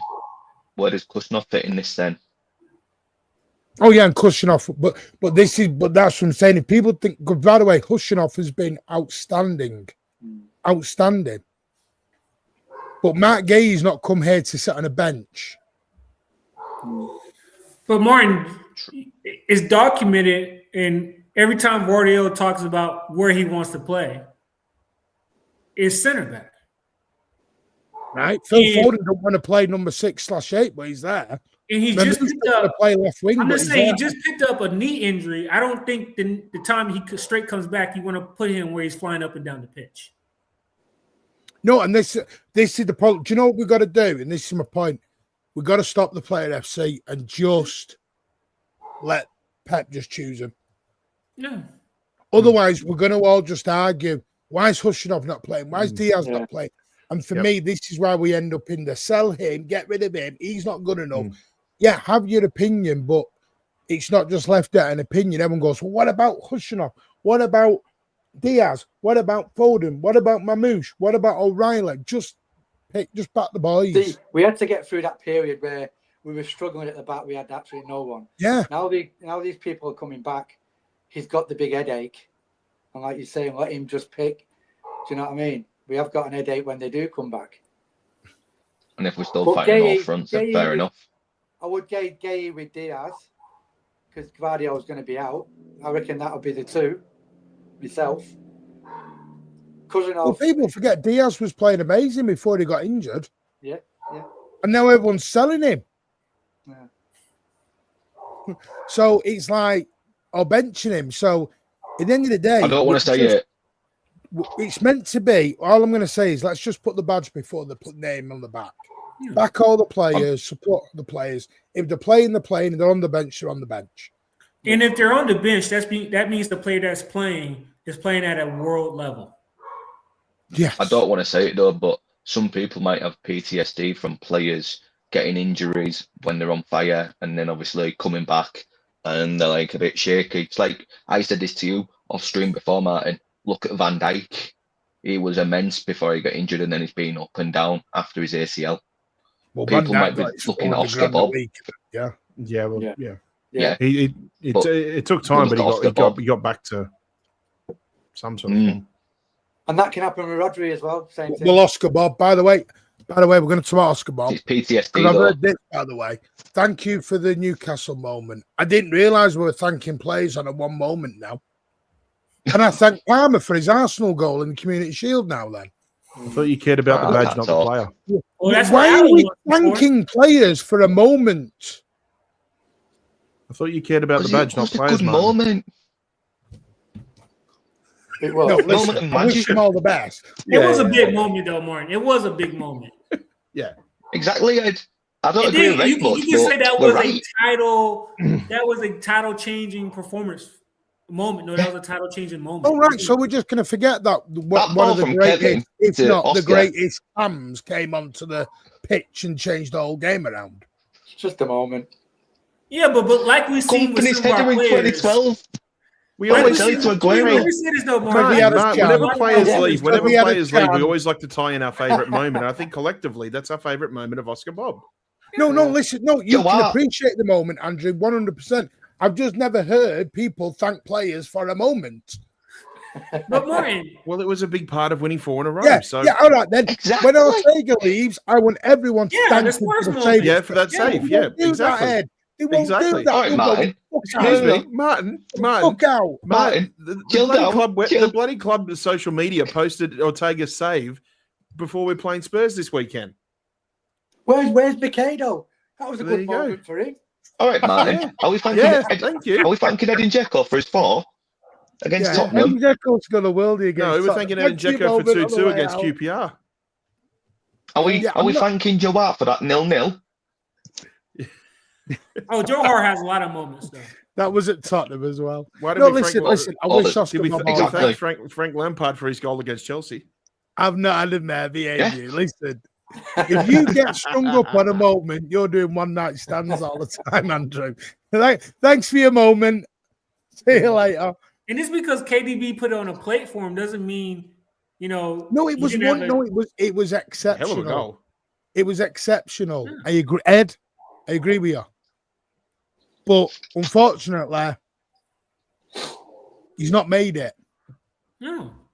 And I wish him all the best. This is crazy coming from you, where you're like, tell him thank you and no, I'm best not wishes. And now we're thanking him. Right, no, and now we're thanking him and telling him We our best did say wishes. thank no, Ed, you're one at a time. misunderstanding One me. at a time. I'm not saying don't wish him all the best, but it's that I've seen people on Twitter today, the platform. Thank you for the Newcastle goal. Not thank you for your time at the club. Thank you for your putting the effort in everything else. I'm just saying, it's like me saying, all right, Mangala, thank you for the Chelsea performance. All right, Martin. What about Adebayor? Thank you for scoring the goal in front of family stand and running over to South stand in front of the Arsenal fans. Great Social moment. media was powerful back then. Thank you for Balotelli for scoring in the derby. Yeah. Well, thank you. Do you know why, Ed? Do you know why they're thanking Bob for that? Because it's the only moment he had. Because it was the only moment he had. Yeah, and so you want us to?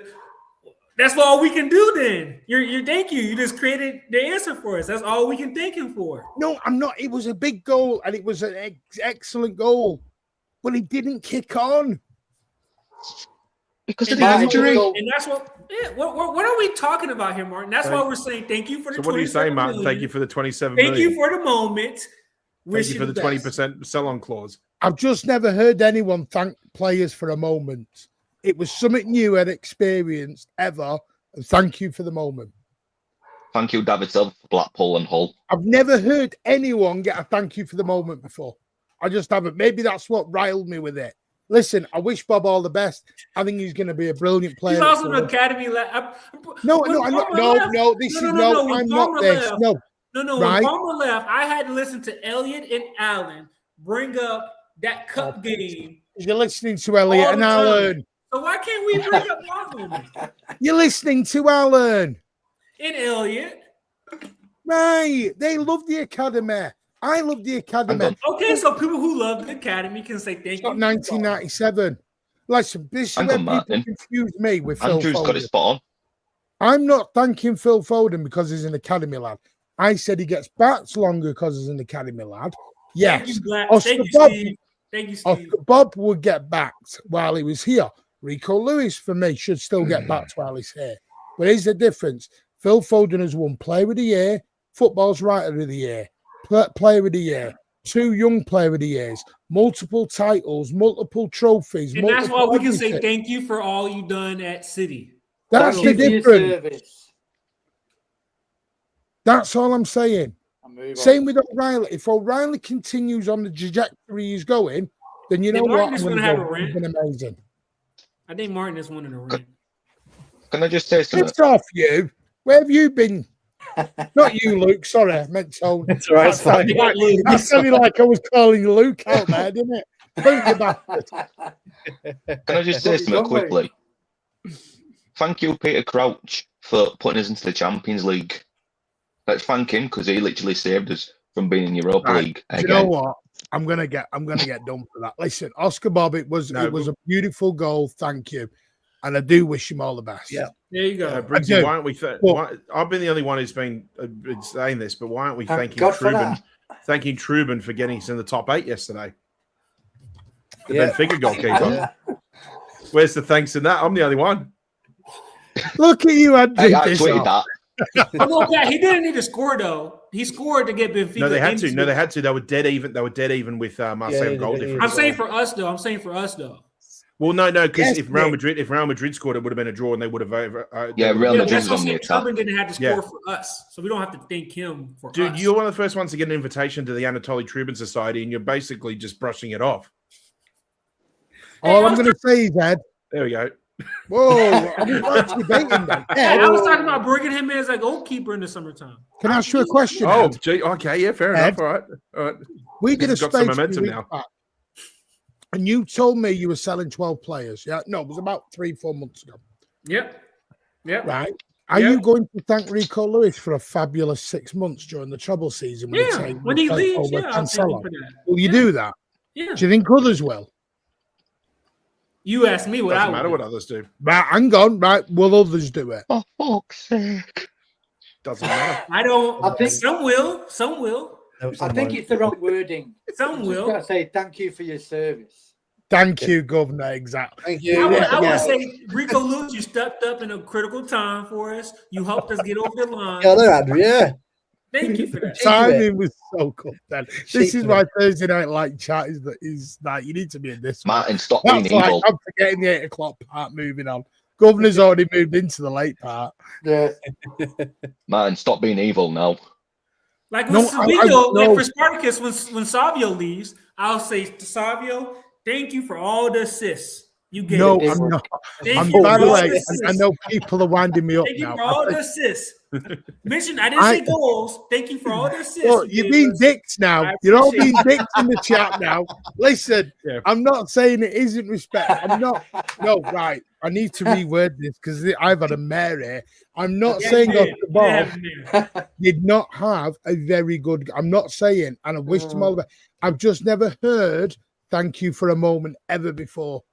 I've never heard that. Kyle Walker did 8 years of a moment and got absolutely held out of this campaign. Can I just say mine? Without you. Can I just say mine? Thank you for letting me on here. Savio's had more of a moment, and you lot, Cruz, he's number 26. Yeah, because he's still here. Hang on, I'm not called Adam Quinn. Adam Quinn calls him number 26. Yeah, I'm No one in this perishing panel on calls him this show, 26. man. Right. I'm like, no, I don't ever want to. It's off Yeah. Right. Spurs predictions. What are you going for? Pat, start with you. I've had a 3-1. 3-1. 3-1. Riggs, 1-0 Tottenham. Oh, God. that's him gone. Governor. 4-0. oh. You've Tell been it's having gonna be that a goal happy coffee juice. Okay. Okay. I've not even gone that happy copper. copper. Ed, 8-0. Will Tottenham score? I'm going to go 2-0. God, I thought you were like finding the world of time there. No, I'm trying to. I thought Yeah, if they you were are. going to score, but I don't rate their attack. So No, I don't. Luke, welcome to the show. Yes. What's your Spurs prediction? Well, we move on to the next part. I'm going to say 2-1 City. I think the goals aren't quite there yet. It'll get there, but I think it'll be one of them games where it'll be a bit tighter than everyone thinks it will be, but I think we'll win the game. Yeah, Briggs has lost his moment. 1-0 Why have I Tottenham. got a feeling I'm going to get a lot of moments going forward in the chat? It's a great moment. By the way, this is the Mancunian Way predictions. I've gone for 2-1. Pat's gone for 3-1. Ozzy's gone for mine 3-1. second. Rich has gone 2-1. This sorry, was that's the the breaking news I had for everyone. Alan's Alan's gone gone for a for a win. City 1-0 What? win. and keep a clean sheet. Wow. Alan's gone Wow. for a whip. Bloody hell, man. Jesus. Alan's had a moment. And Alan definitely had a even if- moment. Even if Alan gets it right, you'll go, it's the shittest clean sheet I've ever seen. I think Alan's had a senile moment. He's gone for a 1-0 City win. Clean sheet. And He's we got win. his meds mixed up. No, I think that sunburn's got to him. He's got heat Look at stroke. that stunning background there. I've had a moment there, DC. Just taking a moment. I told you this is right. This is the chat, Dad. Right. Anyone else you want to say go in the transfer window? There's 2 days. Is it two? When is it shut? What the first? Monday.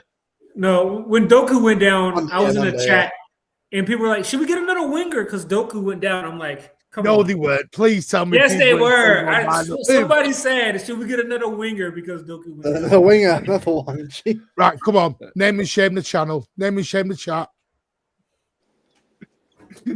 Was it not in my lifetime? So it's all right. It's all No, right. no, mate. it was a Twitter space. It was a Twitter space. It was a Twitter space. Oh. Well, I don't think anyone's going out, are they now? No, I doubt it. Not even an Ortega. I think Ortega. Ortega will go out, yeah, but or Yeah. Calvin.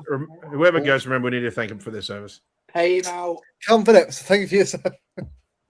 Yeah, by the Thanks way. for all the nice guy wait to moments see in Yorkshire Phillips' puddings. Yeah. moment. Yeah. I want you all to give me a Calvin Phillips's moments, and I want. What was that team we say, played? What was that team we played in the Carabao Cup? Huddersfield. You guys were singing his name. There you go. Think There you of go. that was the biggest piss take head you've ever seen. Do not even pretend we were doing that He probably was happy in a about nice it. way. He's probably happy about it. Briggsy, you were there that night, weren't you? Yeah. No, not Huddersfield away. Oh, was you? Calvin scored that memorable penalty against Red Star Belgrade. I was at the Huddersfield home in the FA Cup, but not the League Cup. Calvin, thanks for your nice smile. Oh, God. I tell you, I want to see all these moments for Calvin Phillips, and I want to see someone to go, thank you, Calvin, for your...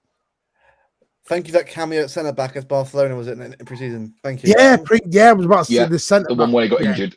It wasn't just Barcelona. I think it was the whole preseason. Briggsy's just killed him. Briggsy's forgot it already. Killed him. Yep. Doku, about a week or two. But I think Pep will confirm it more. Right, couple of things. Emperor Link, thank you for the £2. It is written we will face Real Madrid, and we all know it. Yeah. That's We're not facing Bodo Glenn. Martin, are you going to be doing a draw on reaction? When's that? Friday. Well, we're not involved, are we? No, that's the playoff, Ed. That's the playoffs. It's February. And February is our draw. And February. Oh, we want to see who they won't show up. Okay. Yeah, we've got to get the playoffs first before we hit into that. No, I thought they would have it where they would show us. Yeah. Hold Darcy's super chat up. That is a flashback. That is a flashback of a player that never made it. I remember it for Martin Tyler's testy pop when he scored it. Emperor, big up for the YouTube member link. Thank you so much, mate. And Dash with a very generous fiver. Federico Makeda scored a crucial title-winning goal for United. I don't see United fans mention him as much for a moment. No, well. And he scored a banger against Villa as well there. That was a great goal. Great goal. Wait, guys, they won't be showing that Byron or Arsenal was on our side on Friday? No. If anyone's not seen that Federico Makeda goal, have a look. Yeah. I think we'll find out who the two is we could face. Yeah. Because the reason they've done Real Madrid, Benfica, Inter, or Bodo is because it'll depend on who gets what side of the draw of the playoffs, etc. But that's what I'm saying. So we also will know if we're facing Arsenal or Bayern if we advance too, right? Potentially. Maybe. All right. Well, what time is it on? Is it 12 o'clock or 11? The draw 11 is morning. 10. It's 11. Well, it's 10 No, I'm PM. at the hospital. It's about 12 hours from now. We will react 12 hours from now. It'll be half an hour of just absolute shit. Then we will react to it on 90 minutes. Yeah, true. Although Luke, it's not as bad as the group stage draws because group stage draws is just 3 hours of waffle before someone presses a button. I'll see what some idiot presses a button. Spartacus, wait, put that back up. 12 o'clock. Thank you. Put that back up. Spartacus, every time one of our legends have left, I always say thank you. I never said you're shit. Get out. I always said thank you for all the things you've done and everything like that. Now, when they're on the pitch, we have to talk about how they're doing on the pitch. But when they leave, you always say thank you. That's all I've done. Yeah, by the way, I will say this Arsenal rivalry is going to get higher because it looks like we're going to play them on the 22nd of March in the Carabao Cup final. We then play them in the league on the 19th of April. There's a 50-50 chance they're going to be our quarter-final opponents if we get through in the next round of the Champions League. And that's the 9th and 16th of April. And if we draw them in the FA Cup, we could literally play them 5 times in 4 weeks. If we win all 5, mate. Whoa, what we see in the FA Cup? That is going to be some rivalry. You and a gal, Martin. Those shows are going to be crazy. You and a gal, man. Oh, my God. It's like we've had Newcastle 3 times this season through black and white eyes. If you beat Newcastle Wednesday, I know you're going to cook them. Well, 4 times. Right. Well, it'll be 4 times. Yeah. So where are you at now? Nobody else. Thoughts on Newcastle? Because that's the final part of the week. Is there going to be any mess ups in this semi-final? Is anyone thinking? No, we score first. It's over. Yeah, get the first goal, get it done. We'll score first. It's over. Yeah, that's right. 2-0 City. Yeah. No mess about. Start a strong team. Get the goals in half time. Get them off half time if you can. That's right. Yeah. Okay. Get it done and dusted first. Anfield on Sunday as well. You want everyone fit for Anfield as well. We're beating Tottenham. It's got to be prioritising games as well in the league. Yeah. Bang on. Also, keep in mind too, if there's any, I'm not expecting Newcastle to have any red cards, but if they do, that will affect the match as well. If they have any red cards over the weekend, I don't think they do. No, but if they get any, that will roll over into the Carabao. I know Joe Linton's probably going to be out because he has a groin injury. Yeah. And then we'll shout out through them. Lovely. Bruno G is back. He came back. He came on for a cameo against PSG. So he's back. Bruno G's back. Is that? You sure? Yeah, no, he came on. I was listening to. He came on. So, hold on. Yeah, Newcastle's got a big game this week. They play at Anfield this weekend. Yeah. I think the Champions League one. I think we had 3 players. If they got yellow cards, they missed the next game. Yeah, I think that was Champions League, wasn't it? Yeah, they're missing because it doesn't. I don't think it resets until the quarterfinals. I think. Yeah. Onwards and upwards. Yeah. You know what? Come on. I'm not ruling us out. I'm not saying we're in a title race or we're out of a title race. Ask me after Tottenham and Liverpool. Yeah. We're both of them. It's on. If we can get 6 points, foot down on the accelerator and we go.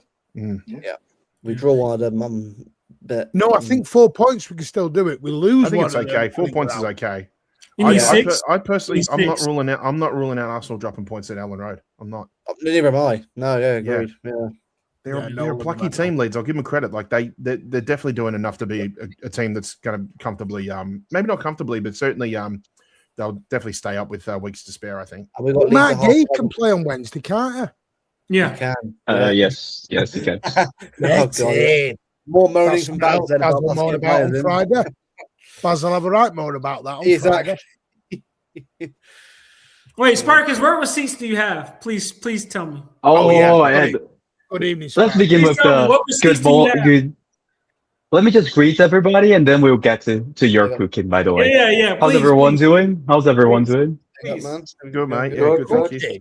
Yeah, I'm doing fine. Ed got me out of my seat when he was thanking fucking also Bobb for the moment. Yeah, cook. What is that, man? What is that? When Edison was going, you was fucking driving him out of town. When Akanji was going, the same was probably true. You didn't thank You did not thank Mika Hamilton for the lovely goal at the Champions League. What we doing here? What we doing here, Ed? Come on. First of all, Ederson.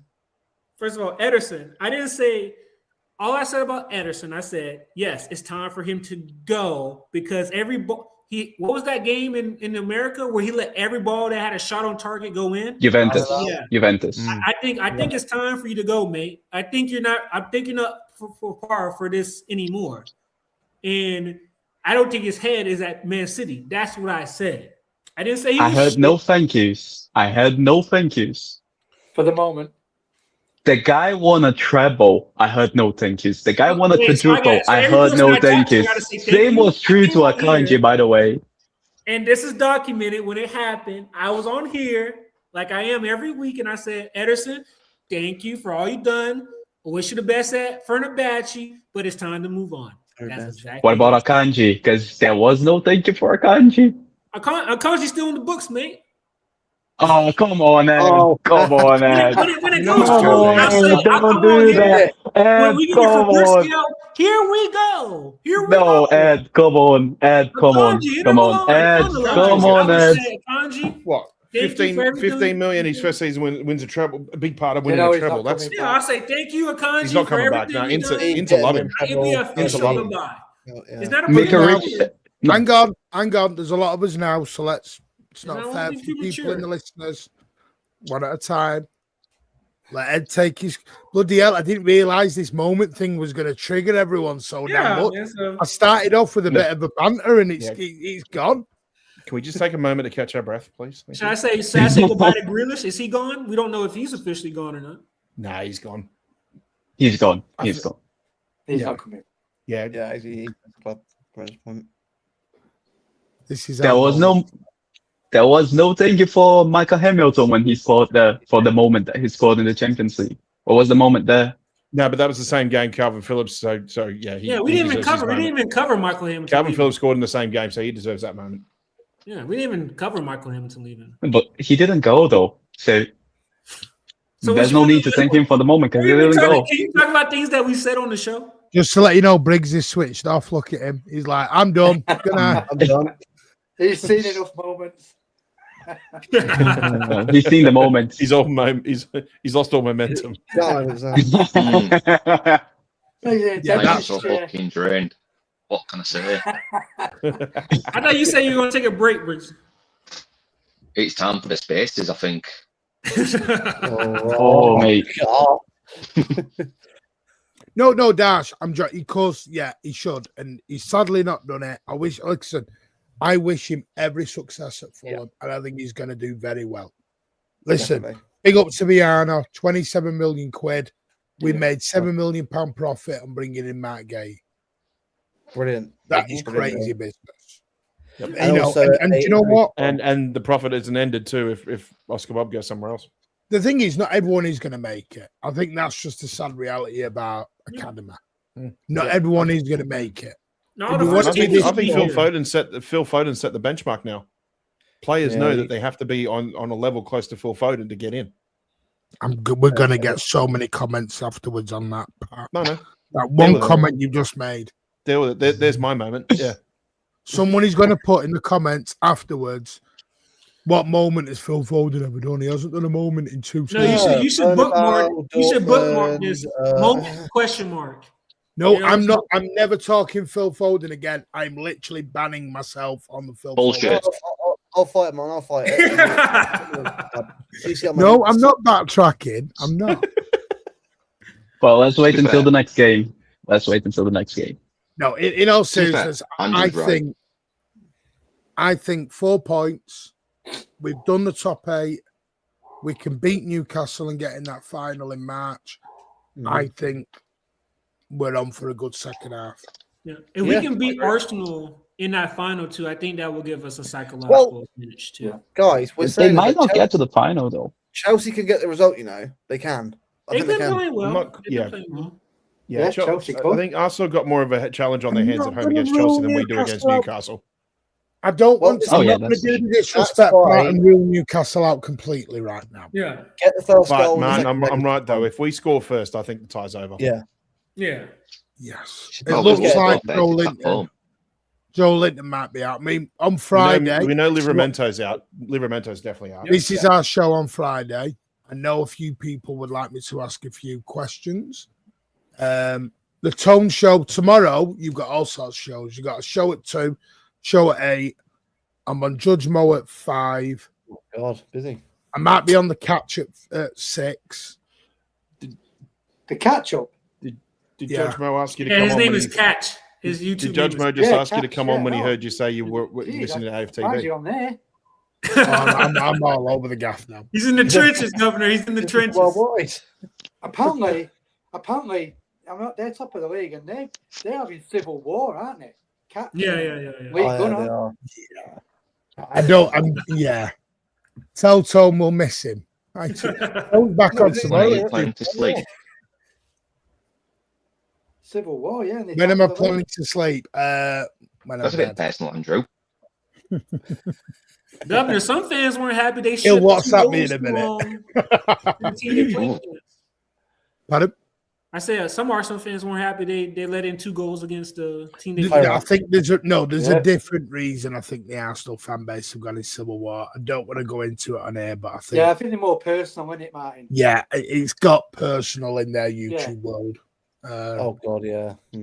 Which we're not going to go into because it's everyone's opinions, and I'm not getting into it.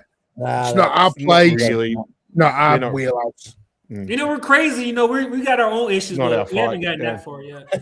All I'll say is this is what shows we know. Yes, we may all have our supporters and people we like more than others. Just we all need to be a bit nicer with each other. Yeah. Because I don't ever want to see our YouTube world like that, where they're personally all attacking each other. That's crazy at the minute. That's not even football related anymore. They're all just going at each other and That's right, threatening yeah. each other. It's all out. It's mad. I don't care even if it's scripted just to get clicks. It's not how we do things. It's not the right thing. It's not the I'll right never thing. get it here on the Mancunian way, and I can imagine not in my lifetime won't do it. Yeah. Yes, mate. I detect you're an Arsenal fan. Ed was an Arsenal fan in before 29. Oh, mate, stop it. You was Right, anyway, right. fan. Luke, Sorry, Luke. One sec. Why is Sorry, this Martin Spartacus. guy always angry? Spartacus. You was a Liverpool fan before 2023. Oh, yeah, and I'm also from Norway as well. So that's something Exactly. currently. Luke. Sorry, can I know where have I been angry? Martin, just let it go. I Luke, just would like, you wow. would you start? I wouldn't say angry. You're bloody grumpy. You're a grumpy sod, though. Would you start Norrie or O'Reilly against Spurs? There's only, Yeah, there's only just Andrew roll with it. and Yeah. Alan's on. I start. So I Nora played really well on yesterday. I wouldn't mind starting him actually, but it's the thing. You got two good players there, which is a hard one. So it depends what you want to go with. But on the Good attack, headache. I like it Nora right now. Definitely. What am I playing him? Starting him. You go Norrie. It's so tough on O'Reilly because he's losing the position because agree. Rodri got sent off and he has to play in midfield. Very, really well. So it's a hard one. Yeah. I just like the crosses. Like I think he's just a better passer from out there into the box. Yeah. It opens the pitch up more. Yeah. Well, he is a fullback, so it's not a surprise that he's better out wide than a midfielder. Yeah, that's But right. the options are good though. But the options are great. You know, for what we've got on the fullback. Good That's option. good. So, yeah. Yeah. Anyway, right. Final thoughts, gentlemen, and then we'll wrap because we've gone 2 hours. Or we're going half an hour over. There is no space tonight. We will do a space Sunday, right? No, we can't do it. Saturday. Do we do the space tonight or tomorrow? No, I'm out tomorrow. Good, Mike. Do it Saturday like suggested. Oh wait, now we have to do it today. No, Briggs, I can't do it. I'm weak. Saturday and Sunday, I'm out. I'm going partying. So today it has to be today. 'Cause Friday, you're going to be maxed out. You're not going to want to do a space after all those shows. Yeah, we'll do it tonight. We'll do it tonight. It's easier. I My only sense free it. time. But that will be it. Where I'm literally doing one a week, and that is no more. Yeah. So please don't ask me to do any more. It's literally one a week, no more. Why is that? Have you gone? What's up with your background light there, Ed? You've gone really dark. Oh no, it's got nighttime here. My bad. Oh, Let me right. turn on night. When he came on, he had the blinds up. I couldn't see a bloody thing. By the way, yeah, did you yeah, like- yeah. did you like the way I was Nighttime very here. You guys, PC? time difference, guys. All we can see was your pearly whites, mate. I paid my bills. Okay, I paid my bills. Yeah, I know you pay your bills, but the grid system's still shut. No, I thought that no, was like you're a good lad, really. Tariq just had a thing yesterday. He had a power cut in the middle of the show. No, Ed's a good lad. Give him respect. Oh, he's put the light on now. There we go. There you go. There we go. Better We're like getting his kitchen. Go on, give us a Go, tour. go, while we're here. No, this is my new spot, man. This is actually my new spot. Ooh, nice. Yeah. Upgrades. What, think- we're I still think down in you Florida, were- or have you hang moved on. up north yet? Are you still in the same state then? I won't dox you and Actually, say. not charging. you- Yeah. You're up north So now, you are you? moved house, but just in the same state. That wasn't the plot. I know. We'll talk in a Oh. bit. Yeah. Yeah. We're talking about that airing out personal stuff, and Martin's about to get my. I'm not doxing you. Martin, can I have Ed's social security number as well while you're doxing him? Life is made of small moments like these anyway. By the way, right, Yeah, before we go, thank you to everyone. Luke, I know it's been short and sweet, but you were late. Your own fault. Don't be late next time. Go and give Not in My Lifetime yesterday. View smashed it. I've seen. Big up, mate. Well done for that. Thank you very much, mate. Yeah. A big up Tone as well. It's good to have Tone back on again. I'll try and get him every now and again. Obviously, when he's free as well, he's busy guy himself, but it's good to have him on. I think next time, Martin, I'll try and get all three of us one next time. I think Tone wants the three of us to go on at some point, so that'll be good. Oh, Martin, what? I didn't what- agree to a three-way. Martin, what's the update on Neither did Stefan they. getting on? Okay. I know. What's the update on you getting Stefan on? I'm still waiting. I have asked. I've asked. I'm waiting. He's a busy man, I think. Yep. I will ask again this week. Just to let you all know, I am going up to Newcastle in late Feb. As I told you, we're going to do a live Oil Brothers. I don't know whether it's going to be done on YouTube, but we're going to do a live Oil Brothers. I'm not sure if it'll be for the people in attendance or we'll record it and put it out. So I'm off that night, Martin. I'm off that night. I'm off that night. No.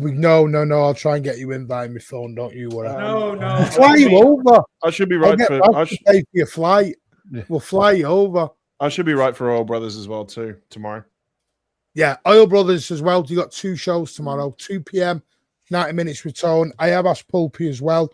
Ozzy at the minute isn't on this week because his little girl is very sick. Well, she's not very sick. She's ill at the minute, so she's off school. So we wish flu, apparently. Ozzy's little girl to get quick as soon as possible. So Ozzy will be back next week.